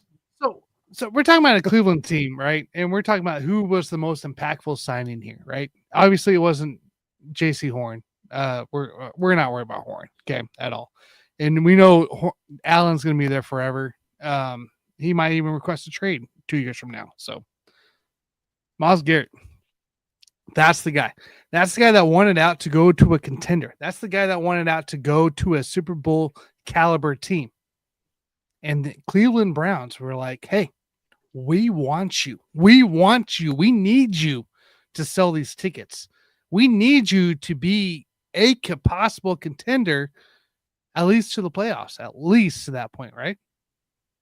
And that's where they're at. And Cleveland here still has weapons. They still have draft picks. Obviously, they always have draft picks, but they're always going to be there in that matter of they can make the playoffs. They can be a contender. I mean, we've seen it. We've seen it in the past. Now, do they do anything with it? I mean, no, but that's an important signing. That's the biggest signing right there. The most important signing was Gerrit, because you need a pass rush. You need somebody to be able to capitalize there. I don't think you go for a quarterback here. I think you go for a wide receiver. I think you go for some kind of talented weapon in the draft here. But Cleveland's signing of Myles Garrett and retaining this guy is the most important deal that you could have. Facts, man. I like it. I like where we're headed with this one. Jay, sell us the dream. I mean, you said those three or whatever, but I don't know. I would still also throw Saquon in this bracket. You know what I'm saying? But why are you going off script? Why are we going off script? Why are we going? I'm just saying. Why are we going I'm just saying. You said no. Picking for running backs, right? But that I'm just saying it definitely is Myles Garrett. Jury's still out on Carolina, y'all. Jury is still out because you know they gave Kansas City a pretty good fight. They gave the Eagles a pretty good fight. You know, your guy got it together, and their quarterback, their young quarterback. So my thing is maybe this defense has been improving, say recent years prior to the last 2 years, maybe. And I just really feel like that was a cornerstone of your defense. $100 million, you still have some money to spend. We have some draft picks. We can look at Carolina's draft picks. You could probably build a pretty good defense in this NFC South. So it has to be Myles Garrett. It has to be. I always say this. Bruce Smith ain't sitting next to no chump, man, when they're getting drafted. So, from the start, man, he was destined to be great. And that is the guy to keep, man. If you want your fans, we don't want to see no more paper bags, man. We don't want to see paper bags. And if you let Myles Garrett go, we talking about some damn paper bags back. So it was definitely a great idea to keep Myles Garrett. I would say that was the best signing. But again, you got to look at the others. Like this could possibly be a cornerstone where you can build upon. Yeah. But are we really going to rely on that offense in Cleveland to carry the team in most situations? We are not. I'm sorry, Bobby. We are not. We gotta see who they draft, man. We gotta see who they draft. The Jace Horn one. Let's be real. They pay him all that money, and by late October, early November, their tickets are gonna be $5 again next season. So let's be real. Come on. Hey, look, Carolina's They're got making some signings though. They got some signings coming their way. Yeah, Carolina's got Yeah. By October, November, they're gonna be selling $5 tickets again next season. $5 tickets again. So this is how I'm gonna cap this one off with everybody, right? Okay, so these signings, oftentimes, especially like this, are impactful for the next man up. So if we see Myles Garrett right now, then what's my man from Dallas? Michael Parsons. Michael Parsons is going to try to acquire. Micah, not Michael. Micah, get right. I said Micah. I know how to talk. Okay. Thank you, Miss Penn State. Okay.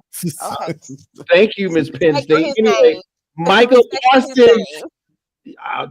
First, I was about to say something, but Michael Parsons, okay, right? He is going to be somewhere in the area of trying to acquire funds close to, if not matching this number. Okay. Who else is a quarterback that likes to be really good, but not necessarily win the Super Bowl. Joe Burrow. Burrow. Burrow's going to try and get to this type of money sooner or later when it comes to Josh Allen. J.C. Horn plays for the Carolina Panthers, but who is possibly or arguably the best defensive back in the league right now? Patrick Surtain over there in the Broncos. Yeah, he may try to acquire funds in this way. So it's a domino effect happening. We might not see the effects of it right now, but it's going to be coming soon. And Jay, what I was going to say to you was Carolina likes to play, give and take with defensive backs. You remember Josh Norman? Oh, yes.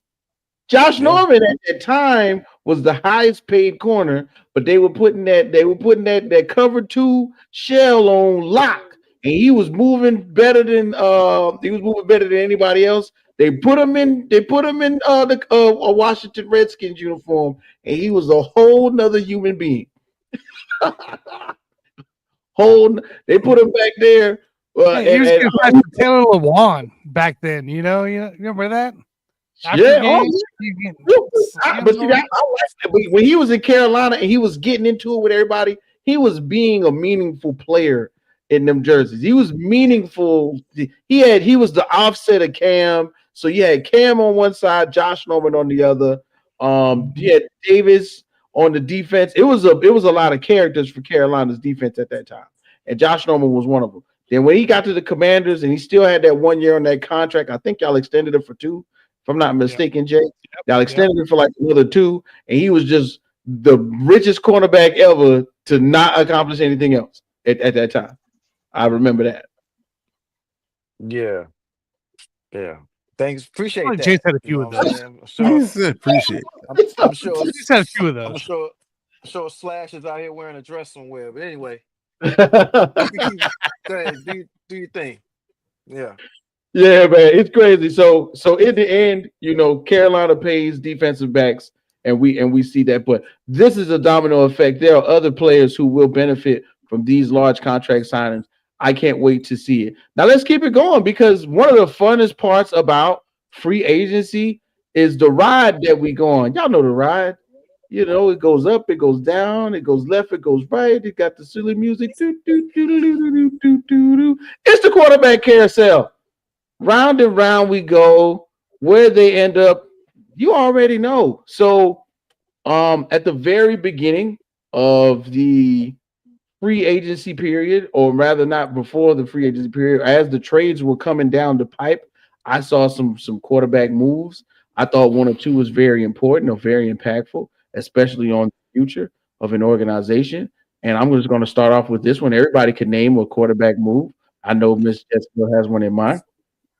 So at the top of the draft, there's a team who I believe will possibly be trying to draft a quarterback. And right now it's crazy, because if they don't, it won't make sense to me. And what they did was they traded for the top 4 or 5 quarterback for the last 3 years as far as accuracy and completion percentage is concerned. He's low key. Nobody knew. He's low maintenance. He's old, but he could train a young quarterback. I'm talking about Las Vegas trading for Geno Smith. I think that trade from from the Seahawks to get Geno Smith, to put him back with Pete Carroll, who Pete Carroll and Geno Smith have actually some type of history together. And then Las Vegas goes, well, hey, let's draft, I don't know, Shedeur Sanders maybe, or I don't know who may still be there once they get to their pick. Somehow, some way they get a leader or someone who has had experience in being a brash, cocky, boisterous quarterback on a not so good team. Y'all remember that? Geno Smith got his jaw broke, right? Because he was too cocky. So That's now what we're doing. That's really what we're doing with. Okay. I'm tying it in. Let me tie it in. But you draft a young, full of himself, very confident, brash, cocky quarterback like Shedeur, and you go, hey man, hey look, it smell like roses now, but you need to put that work in because these other grown men will sneak you in the shower. Okay, your Oh. daddy can't save you. Oh. Yeah, of course, exactly. Your daddy, we can't. You will get jawed in the locker room. Hey, You know what I'm dang. saying? get it, bro. But Exactly. This is the sneaking in 80s, shower, man. bro. Let's Hey, move on. Let's move on. Yo, for first of real. all, everybody's mind gets out of the gutter real You quick. see what we got They when you get fought two twice. number one wide receivers? If you don't know, Geno Smith fought twice. Okay, he fought in the locker room, did. but he got his jaw broken on the field. Okay, he fought twice. They didn't really report the very first one, but that second one where he got his jaw broke while NFL Today was out there recording it during training camp, that was the one that made the news. But the first fight happened in the locker room, so that's why I'm saying you grown man. You know, they might not do it on camera because they know your daddy will make a phone call and call an agent and Drew Rosenhaus to get on the phone and say, "Hey, stop messing with your daughter." No, be mindful of that. But I really appreciate the fact that if they're going to be rebuilding in Las Vegas for the future, they did it with a guy who has been there, done that, was the highest of the high with the draft pick, and has been on the lowest of the lows on the depth chart. And Geno Smith has waited his turn. He's gotten his opportunity. He's risen from the ashes, and now he gets to kind of lead the next, generation, so to speak, depending on who they draft in Vegas in the next coming month in the draft. So that one was important to me. Let's start at the top with Jay. You know, as the quarterback carousel turns, which quarterback signing movement was impactful to you, bro? Sam Darnold to the Seahawks. hey, Bo, where you at? I need to hear from Bo. I just need to hear Bo's voice. I want to see what he has to say about this, man. I told him. So y'all thought that Kirk Cousins was good at fleecing teams? Sam Darnold just fleeced Seattle. No, man. It ain't gonna be pretty. I'm not gonna say that. I you know what? Sam Darnold fleeced them people for $100 million. He fleeced them for $100 million. He's not worth $100 million. No. We talk about Kirk Cousins. Like you talk about Kirk Cousins fleecing, right? He didn't really fleece him. Like, he was average. Like Sam Darnold in a O line where you Kirk have Cousins to got run. all that guaranteed money and kept saying, "Oh, Super Bowl championship, all this," and ain't do shit. Kirk Cousins, we already know where he was That's going. what I said. Everybody knew Sam his Darnold fleeced them people out of $100 million. But Sam Darnold, yeah, I'm right there with you. Big. Sam Darnold, yeah, no, all day long. You know what? You're getting sacked, and you're gonna look like you were the last 3 weeks of the season. Every time. I just, the most impactful in a positive light would be, honestly, got to be Matt Stafford. Just pretty much staying with the Rams. To me, you know what I'm saying? I just really feel like what you have available now in Davante Adams, and just locking in someone who's in sync with his play caller, his offensive play caller. I just really feel at this point with the quarterbacks that have went around right now, it's like a lot left to be desired, man. When you're talking about Geno, yeah, he has a number one tight end slot, whatever you want to call him, Swiss Army knife as a receiver in Brock Bowers. You have some bright spots to build on, but I just really think the Rams don't go without Matthew Stafford right now. Correct. You know what I mean? Going into a transition, I just feel like that would have been rough. With a quarterback and the fact that they got Davante, but when you're talking about defense, you still got to kind of see what this defense is gonna look like. I'm pretty sure they're gonna be good. Putting it all together, 49ers ain't doing nothing. Looks like Seahawks ain't doing nothing. We talking about the Cardinals and the Seahawks. I mean, excuse me, the Cardinals and the Rams fighting it out for the division. That's what it looks like right now. That's what it should be right now. So I mean, most impactful on the bad end, Sam Darnold, because it's still get here. Welcome to the team. We got rid of everybody. Make it happen. No pressure. Like that's not the way to start with a team. But you got Jackson Smith and Jigba, good route runner. And then, like I said, Matthew Stafford on his end as a positive, keeping the guy intact, in-house, you're good to go. You know, so I think it's Matthew Stafford. Got you. It's just girl. What a quarterback that is impactful to you.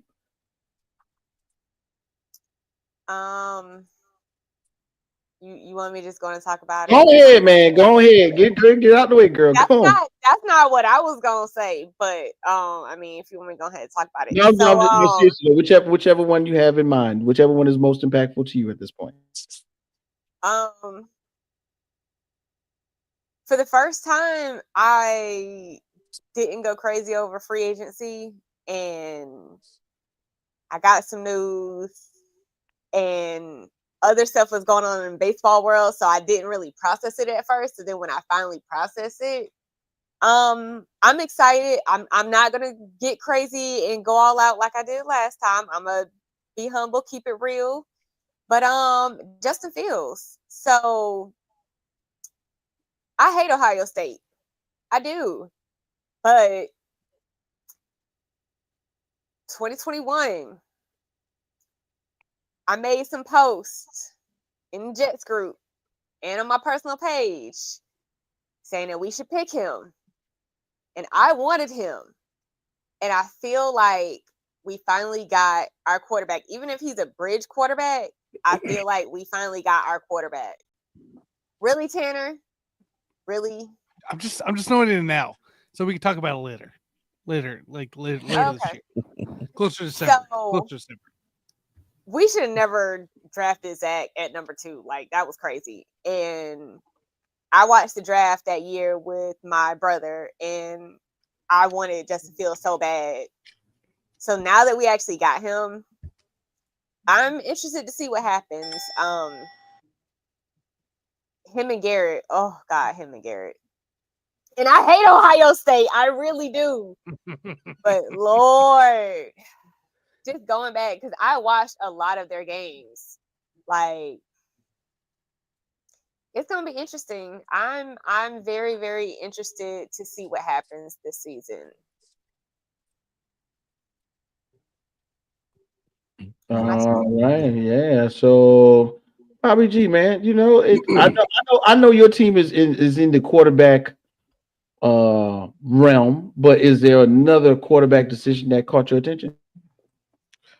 No. But signing I think is actually most intriguing to me. It's Davante Adams to the Rams.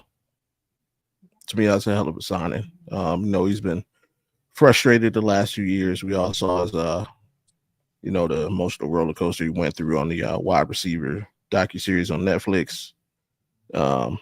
His fault. Saw what he went through.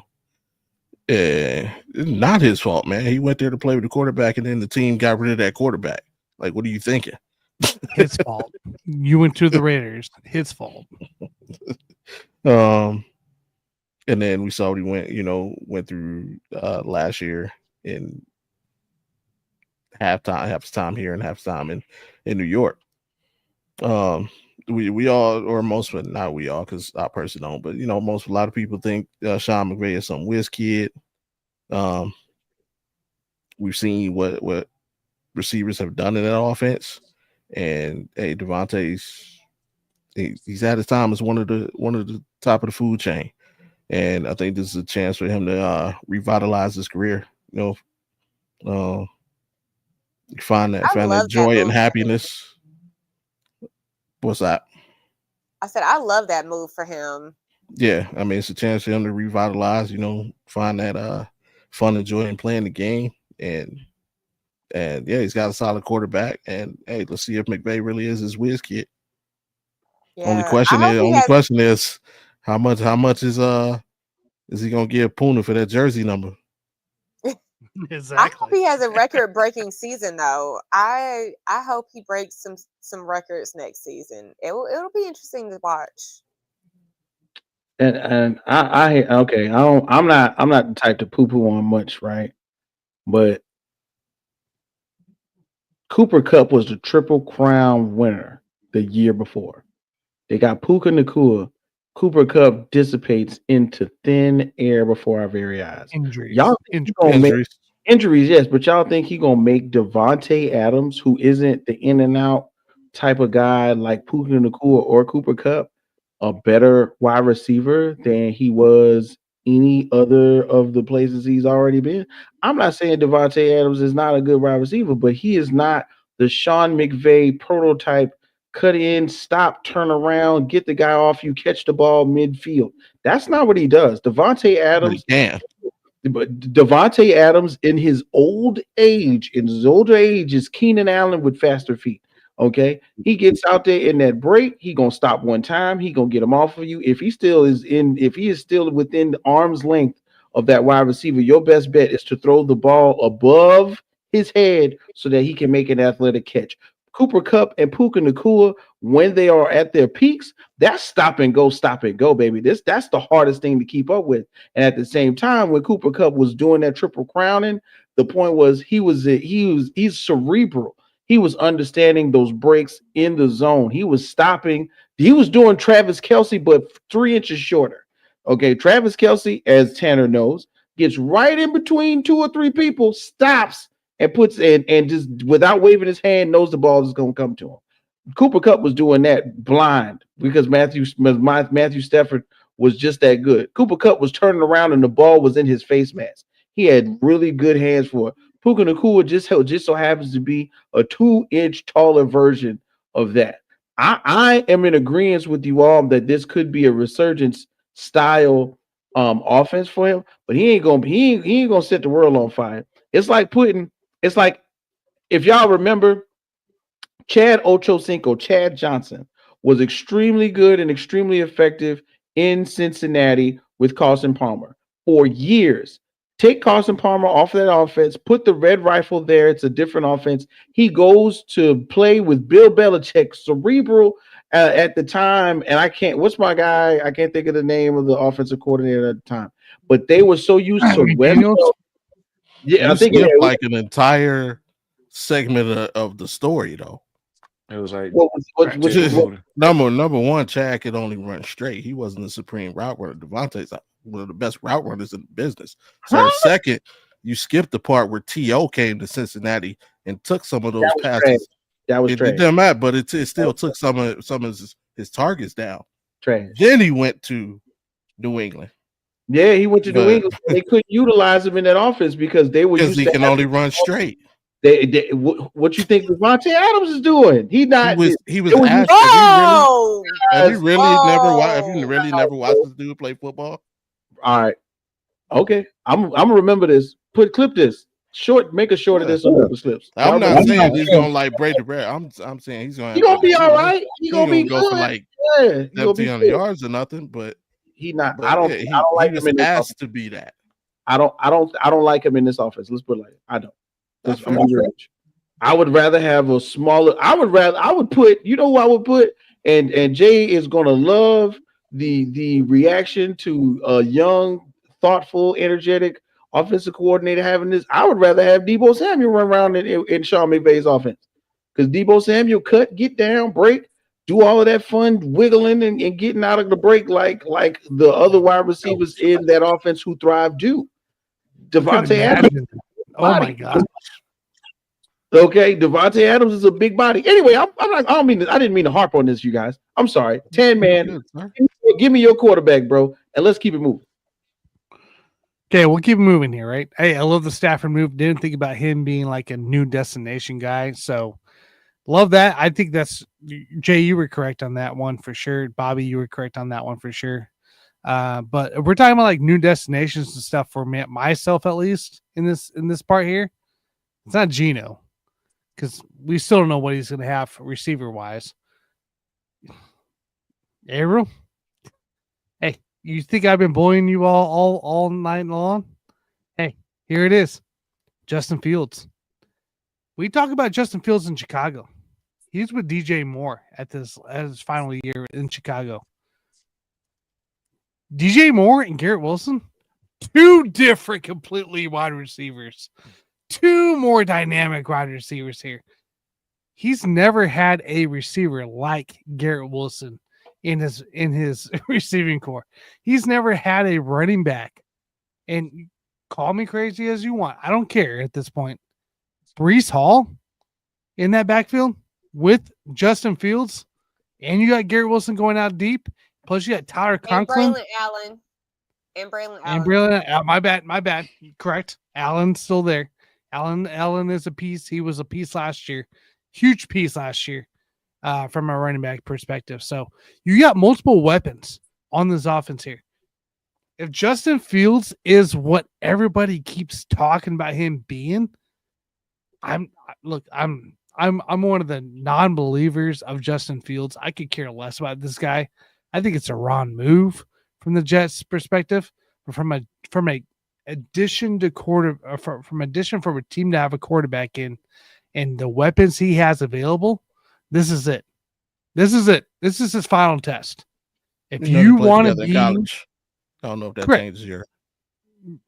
Not really. No, I'm saying you said he never had. He's like they actually played together. So well, in college he did, yeah, but not in the pros.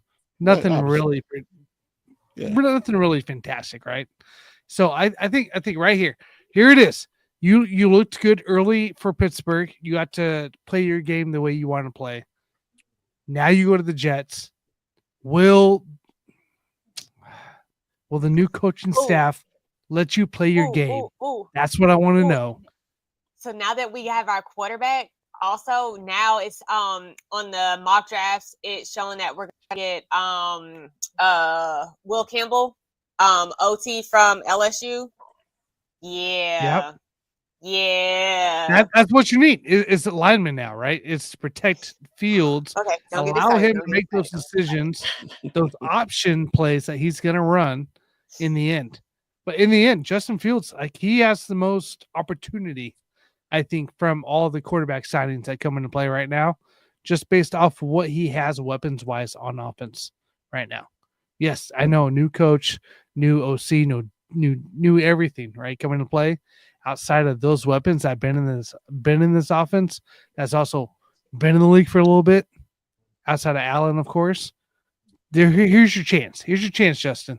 If you're going to be dynamic, if you're going to be a freaking superstar, here's the year for you. And if I don't see what I want to see, it's over. It's officially over. And it's what I thought the entire time when you were a Bear in Pittsburgh Steelers. So, but here it is. Here it is. Justin Fields, right as of this moment, is the guy. Most opportunity right now. I can dig it. I can dig that. And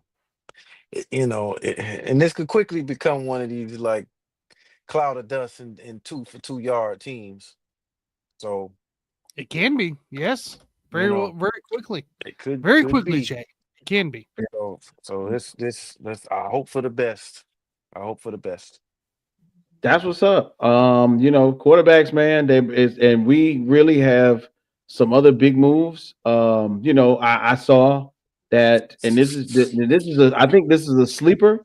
This is a sleeper on how it can affect the team that he's going to. Even though he has a less than stellar career for the start of his career, I think Daniel Jones going to Indianapolis, right, and giving Richardson a run for his money, actually being on a team where the front of the offensive line is already stable. He never played with a stable offensive line in New York or a stable enough offensive line. The fact that the Indianapolis Colts have done nothing but drafted offensive linemen well for the past 3 years, for them to have Richardson do what he does, and it's just not working out. He holds the ball too long. I think Daniel Jones may get put into a game or two and show up and possibly show out and maybe even take that starting quarterback position. But I digress. There's other things we got to get to. Oh, real quick, I wanted to say this, man, because I had to think about it, so I wrote it down while y'all was talking. Listen to these names now. Listen to these names: Puka Nacua, Cooper Kupp. That's two of them, right? Julian Edelman, Wes Welker, Danny Woodhead. What do all of these wide receivers have in common?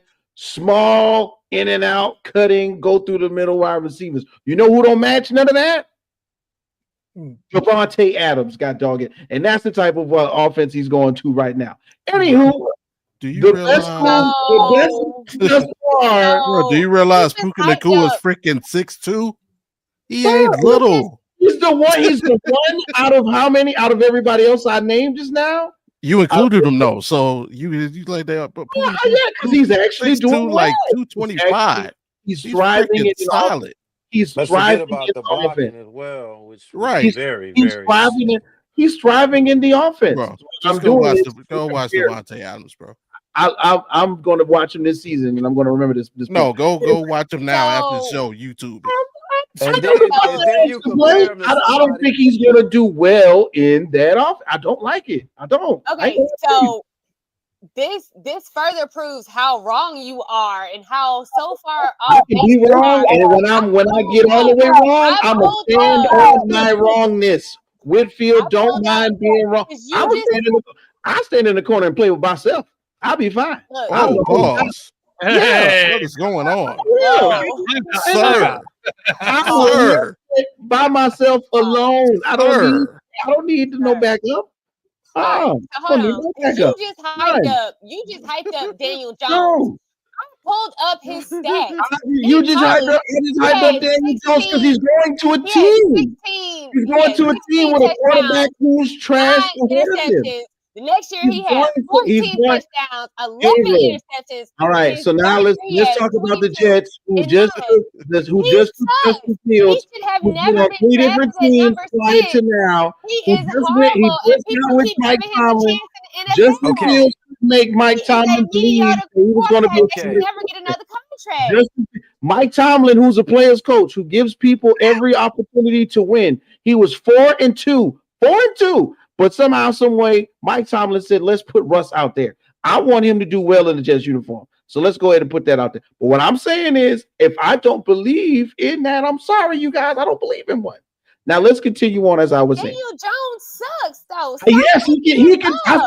Did I not also at the beginning of his? All right. Here's the deal. Both of y'all. He muted himself. All right, guys. No, I did. Yeah, he did. So I said that. This is my deal. Okay. Now, with what's being said, everybody, I think everybody made great points. I feel like everybody made great points. But what was just said, you have to kind of listen to yourself. Who's trash? Richardson is trash.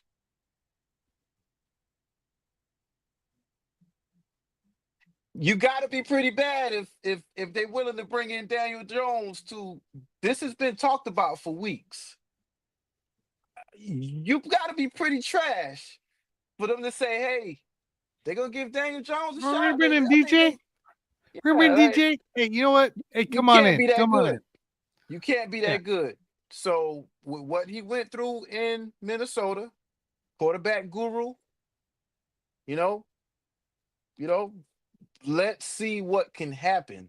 But as far as impactful, I think everybody has made good points. Yeah, please. Like everybody has made great points. Yes, I just feel like, and I kind of like basically what Whit said, because I wasn't thinking about Richardson, but at the same time, I was going to mention the fact that you got to be pretty bad for Daniel Jones to be signed to give you any type. I agree. Push, kicking the ass. Like you've been that bad. And you sat out on a freaking play in the middle of a game. Like you're done. They're definitely willing to give Daniel Jones a chance if you're checking out of games. Hey, we saw the guy. We saw Daniel Jones run for 70 yards, stumble and tumble, and still not sit out at the end. Let's be real. And I'm gonna finish it like this. I'm also excited about JJ McCarthy getting the opportunity to start in Minnesota. Thought about that as well. There we go. All right, so let's continue on. The best moves thus far, because we're getting to the end of the show, guys. We got to keep it going. I'm sorry I had a little rant. Avery, you still my girl. You know, we peoples. I know you're going to bite my head off later. You know, we're going to argue. That's how it goes. That's what family does. Bobby, yeah, that's what we do. But anyway, the best moves thus far. Let's all chime in. We're getting closer to the end of the show. So let's pick maybe one good move from our teams that we or a team that we think it made a really good move, and let's throw them out there. I will start with me because Whitfield. I will stand alone. Okay, I definitely agree with the movement of DK Metcalf to the Pittsburgh Steelers. Yes, I do. All right, we don't have a quarterback right now. No, we don't. But we got George Pickens, we got Pat Freiermuth, and now we got DK Metcalf. What is that going to do? Is that going to incentivize an old wily veteran to get their stuff together and possibly come to Pittsburgh? I don't know. We may get Aaron Rodgers. I have no clue. We may get Russell Wilson one more time. I have no idea. Somehow, some way, I feel like out of the midst, there will be a rise of the opportunity for us to draft a quarterback either at 21 or a little further back in the draft in that second round. 21 is a possibility. Jackson Dart may still be there.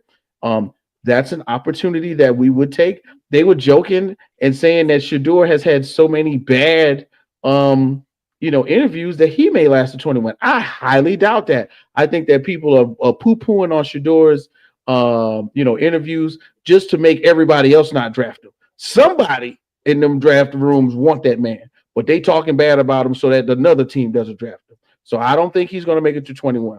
But somebody like Jackson Dart, maybe in the second round, in the late second round, we could pick up old speedy, quick Jalen Milroe, who's basically a professional football player already, having had played at Alabama. I would love that. But at the same time, I would love for the fact that we are setting an offense up to be productive, to bring in someone like Aaron Rodgers, who, like what Jay talked about earlier, with those injuries, you basically need a full year and some change to gain that stability and be sure-footed about it. Close to the end of the season, Aaron Rodgers did look like Aaron Rodgers a couple times with Davante Adams. Right, they did, but maybe he can rebuild a little bit of our chemistry with George Pickens and DK Metcalf, and maybe him and Coach Tomlin can have a coffee or something and get it together. And then, of course, somehow, some way, every year we get an old quarterback. Every year we get not an old quarterback, but a almost over the hill quarterback. Every year, because you know why? Coach Tomlin is a DB coach. And when you get DBs together, they get to talking that trash. They love it. So look at that. We got an old DB. How much the tickets going for, though? The tickets going for the high. It's Pittsburgh. I ain't talking about the football game. I'm talking about to the MMA fight between Pickens and DK. Listen. No. Crash outs were the same. Crash outs were the same number. The level of y'all got to understand the level of crash out that will be on that field. Okay, we got NFL young boy and the Olympic track. My daddy is a bodybuilder, all on the same field. That's a lot of testosterone, folks. So either it's going to go really well, or it's going to be a blow up waiting to happen in the spring training camp while NFL Network is there, and they're going to be filming and stuff. Ryan Clark going to be there, and Ryan Clark going to hype it up. Okay, Ryan Clark is going to be like, hey, y'all two want to fight? You want to fight on the field? You might as well do it now while I'm here. So I can't wait for the episode of the pivot when they get DK Metcalf and George Pickens in the same room, and they basically had them look at each other like, y'all go get along or what. So that's my opinion. Let's go ahead and start if y'all was to sign Aaron Rodgers, you would have Aaron Rodgers and Mike Tomlin fighting in the office, and then you have DJ Metcalf and Pickens fighting on the field. No, Aaron would be a whole hot mess. They love each other. Aaron Rodgers and Mike Tomlin high-fived each other secretly after one of them games last year, and they got it on camera. They was high-fiving each other, like walking off the field. So I can't wait. But let's start right up here at the top 10, man. Your best move? Jay's gonna love it here. I love the Debo move. Debo was the right move. He's a dynamic player. You lost Diami Brown, already. So like you lost some free agency or some weapons in general from a commander standpoint, but Debo, solid move, great move. Got him for essentially pretty cheap in the end from a draft pick standpoint. So guy that's going to be really, really, really great for the offense here. And I think you can put him in different positions. So give me Debo. I like it. I do like that Debo move.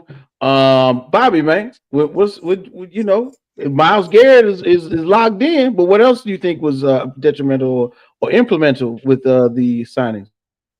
Tanner was in the right direction. He was at the wrong place, man. Let me go Laramie Tunsil, bro. Like we just watched what the Philadelphia Eagles did through the playoffs. You need linemen, and the Commanders want to protect JD. So for them to get Laramie Tunsil, that was awesome, especially when you know what you're facing in the division.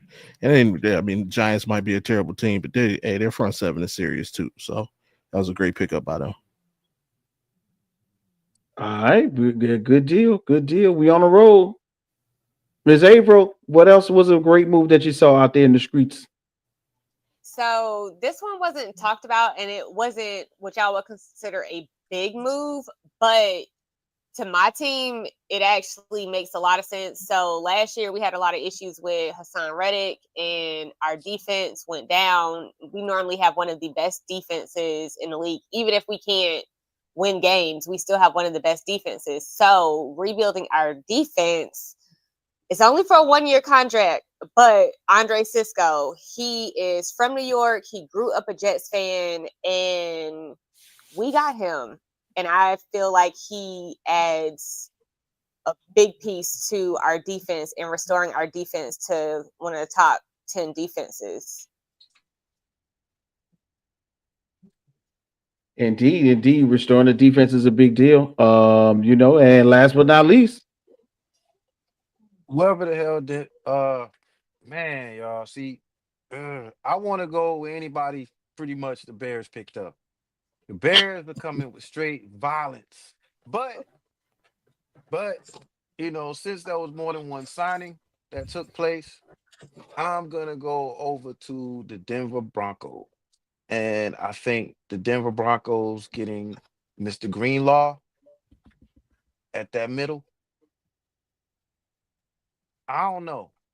I think Denver is, like Tanner, they're putting together a pretty good damn defense.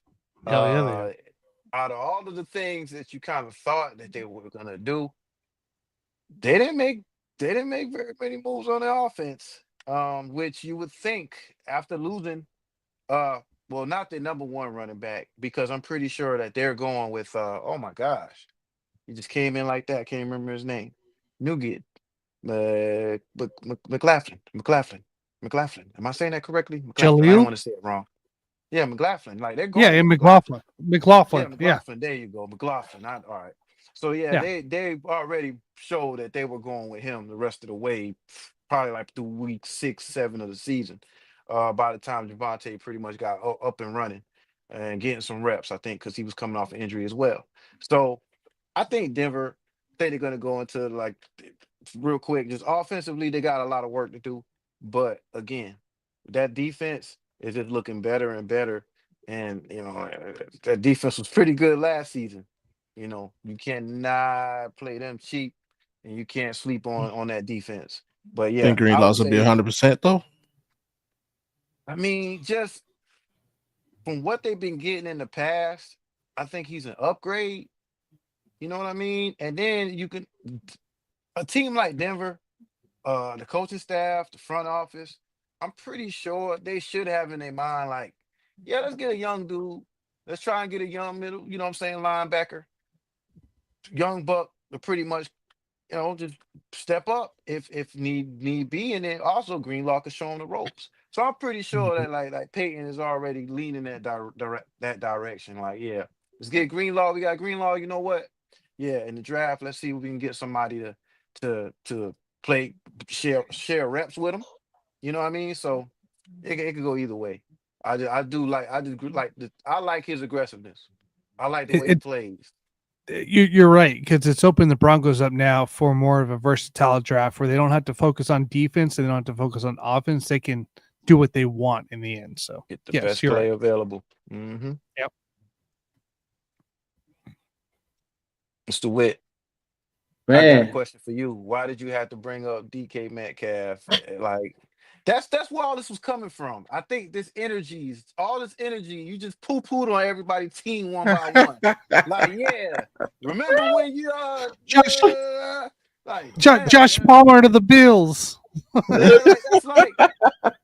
that's like when Will on Fresh Prince, when he tried to be a comedian and he just aced out on everybody in his family, you know what I'm saying, to get a laugh.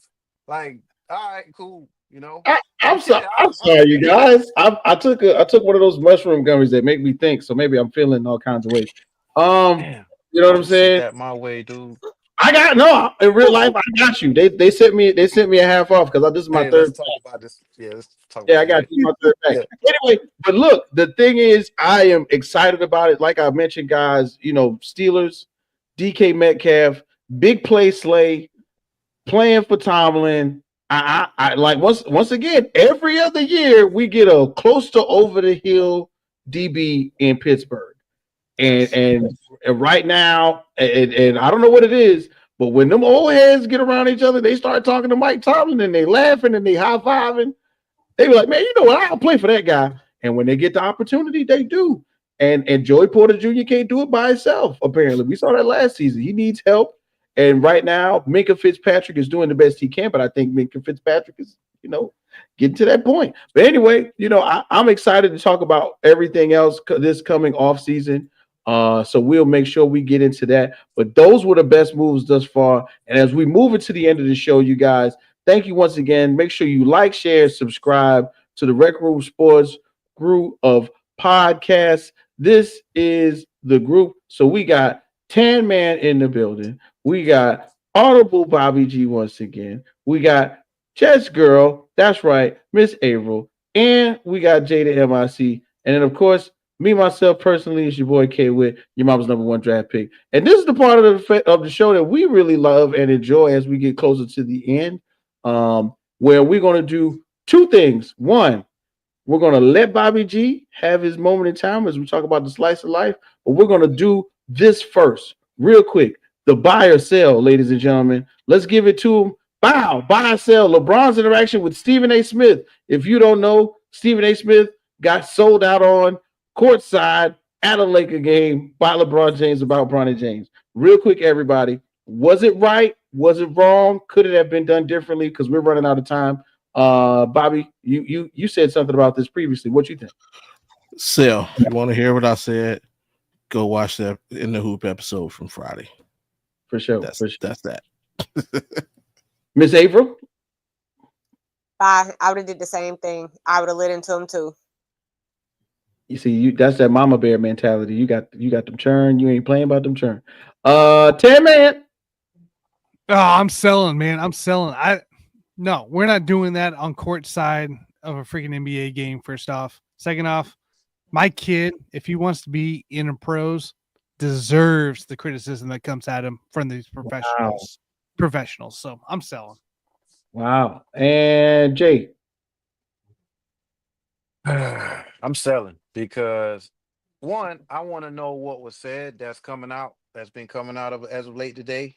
You starting to hear what Stephen A. actually said. So I want to hear a little bit more of that. But I'm still selling because I just, you know, yeah. Locker room, hey man, I want to talk to you in the tunnel real quick. You know what I'm saying? That diva thing just wasn't cool. And look at you. You're in the arena. Everybody's watching. You know, people get to talk about what they watch. It's entertainment. You know, that's that. That's just crazy.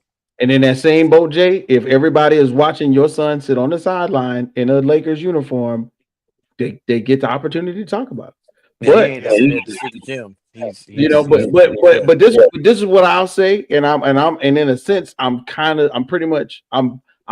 and I'm selling. I am buying, taking up for your children and making sure that someone does not overly publicize their downfall, right? But two, I am selling on how it was handled.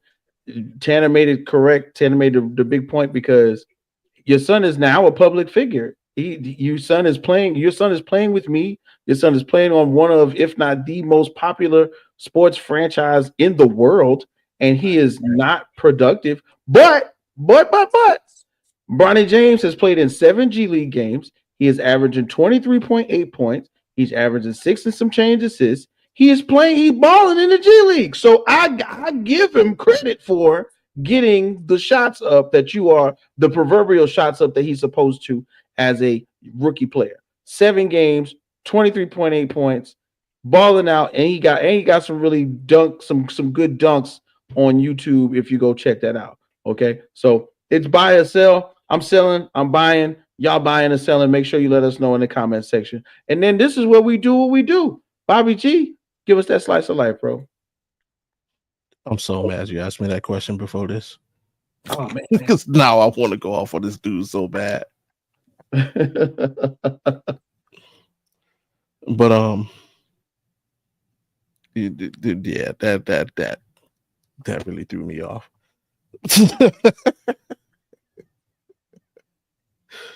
My bad. That's the life. All right. Something that has been discussed before, man.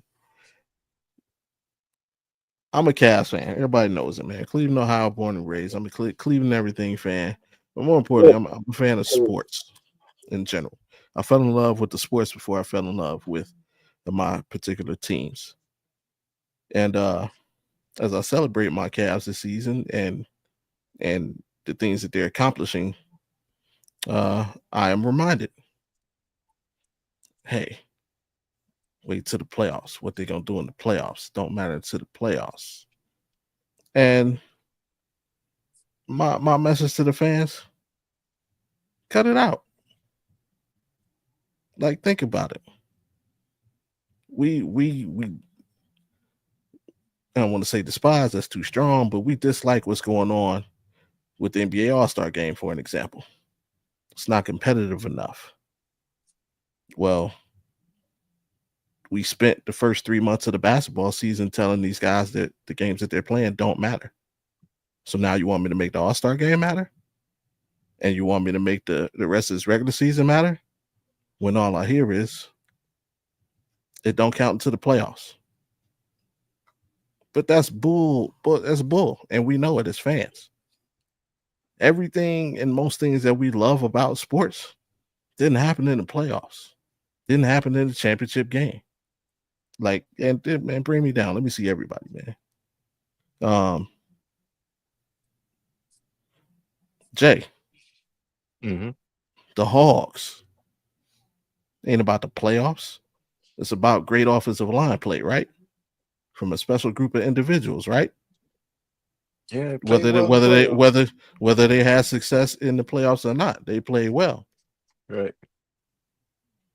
The Fail Mary. Everybody remember that? That play? Seahawks Packers. That was a regular season game. Beastquake. That wasn't in the Super Bowl. Montana visiting the 49ers as a Kansas City Chief. Montana versus Elway. These aren't playoff moments. Michael Jordan's career high. I was in the building for that. 69 points. That was a regular season game on President's Day in Richfield, Ohio. Like, we've jaded ourselves as fans in getting sucked into this microwave society. And it only matters if we're playing for championships. No, that's not what sports is about. Sports is about the celebration of a team reaching a goal. Yes, that goal is a championship, but the journey is just as important as the final result. If it was all about championships, we were all about, we wouldn't have teams like the We Believe Warriors. the Fab Five. They never won a championship, but they're one of the most celebrated teams in college history. Lethal Weapon 3. I don't know if anybody remembers. So I might date myself. Kenny Anderson, Dennis Scott, Brown, Georgia Tech. How about the LMU Lions, Hank Gathers? Again, non-champion teams that we remember though. Players we remember. Moments we remember. So let's step back and be complete fans again and remember, yes, we want our teams to reach the ultimate goal. But the journey is just as important. And because I guarantee you, every Golden State Warriors fan had a ton of fun during the 2015-16 season. And I bet you to this day, when they talk basketball in the barbershop, they still say they're the greatest team of all time. Yeah, we didn't win championship. We're still the greatest, though. And it can be debated. Yep. So, hey, let's not discount the journey. Embrace the journey. Live in the journey. Have fun in the journey. Because the journey is what brings us together as fans. And yeah, even if the end result isn't what you want, hey, it'll all be a story years down the line. So, that's 2020 Jayhawks. There we go. There we go. Hey, ton of them, man. The Patriots. Will always be a story. Yeah, Haven't seen the one Patriots Yeah. that had Julian Edelman on it. Danny Woodhead. No, I'm not gonna do that again. Randy Man. Moss. I mean, I know, me and Jay may be in the same age range. Dude, were you any more afraid when your Washington Redskins played the Chicago Bears in 1986 just because it wasn't 1985? Hell no. You didn't want to see them then. So, let's not forget, man, that journey that doesn't end just because you don't finish the deal, man. It's all one good story down the line. That journey, man. That journey. You know what, man? You said something about the We Believe Warriors. Y'all remember Andres Biendrits? Y'all remember Andres Biendrits? Man, shot 45% from the free throw line. I ran into him. I ran into him at the airport on a layover in Tennessee going to Louisiana. And I was you know what I'm saying? I was looking at him, dog, and I was like, man, he is just too lanky. But this is way after at this time. This is maybe 4 or 5 years after. I was in college by then. I was like, man, boy, who was that? But then somebody, I think of Latvian descent because I think Latvia or Montenegro or something like that. So one of the places, somebody with that accent said, Andres, whatever they were saying, like to come here. You know what I'm saying? And I was like, that's Andres Biendrits, dog. I need to get his autograph. This, like I said, by this time, this is 4 or 5 years after. But he still looked like he could hoop, like right on, like just pass him the ball, he gonna dunk it on the layover. You know what I'm saying? But anyway, y'all, man, guess what, bro? We did a good job. We had a great show. I appreciate everybody for stopping in today.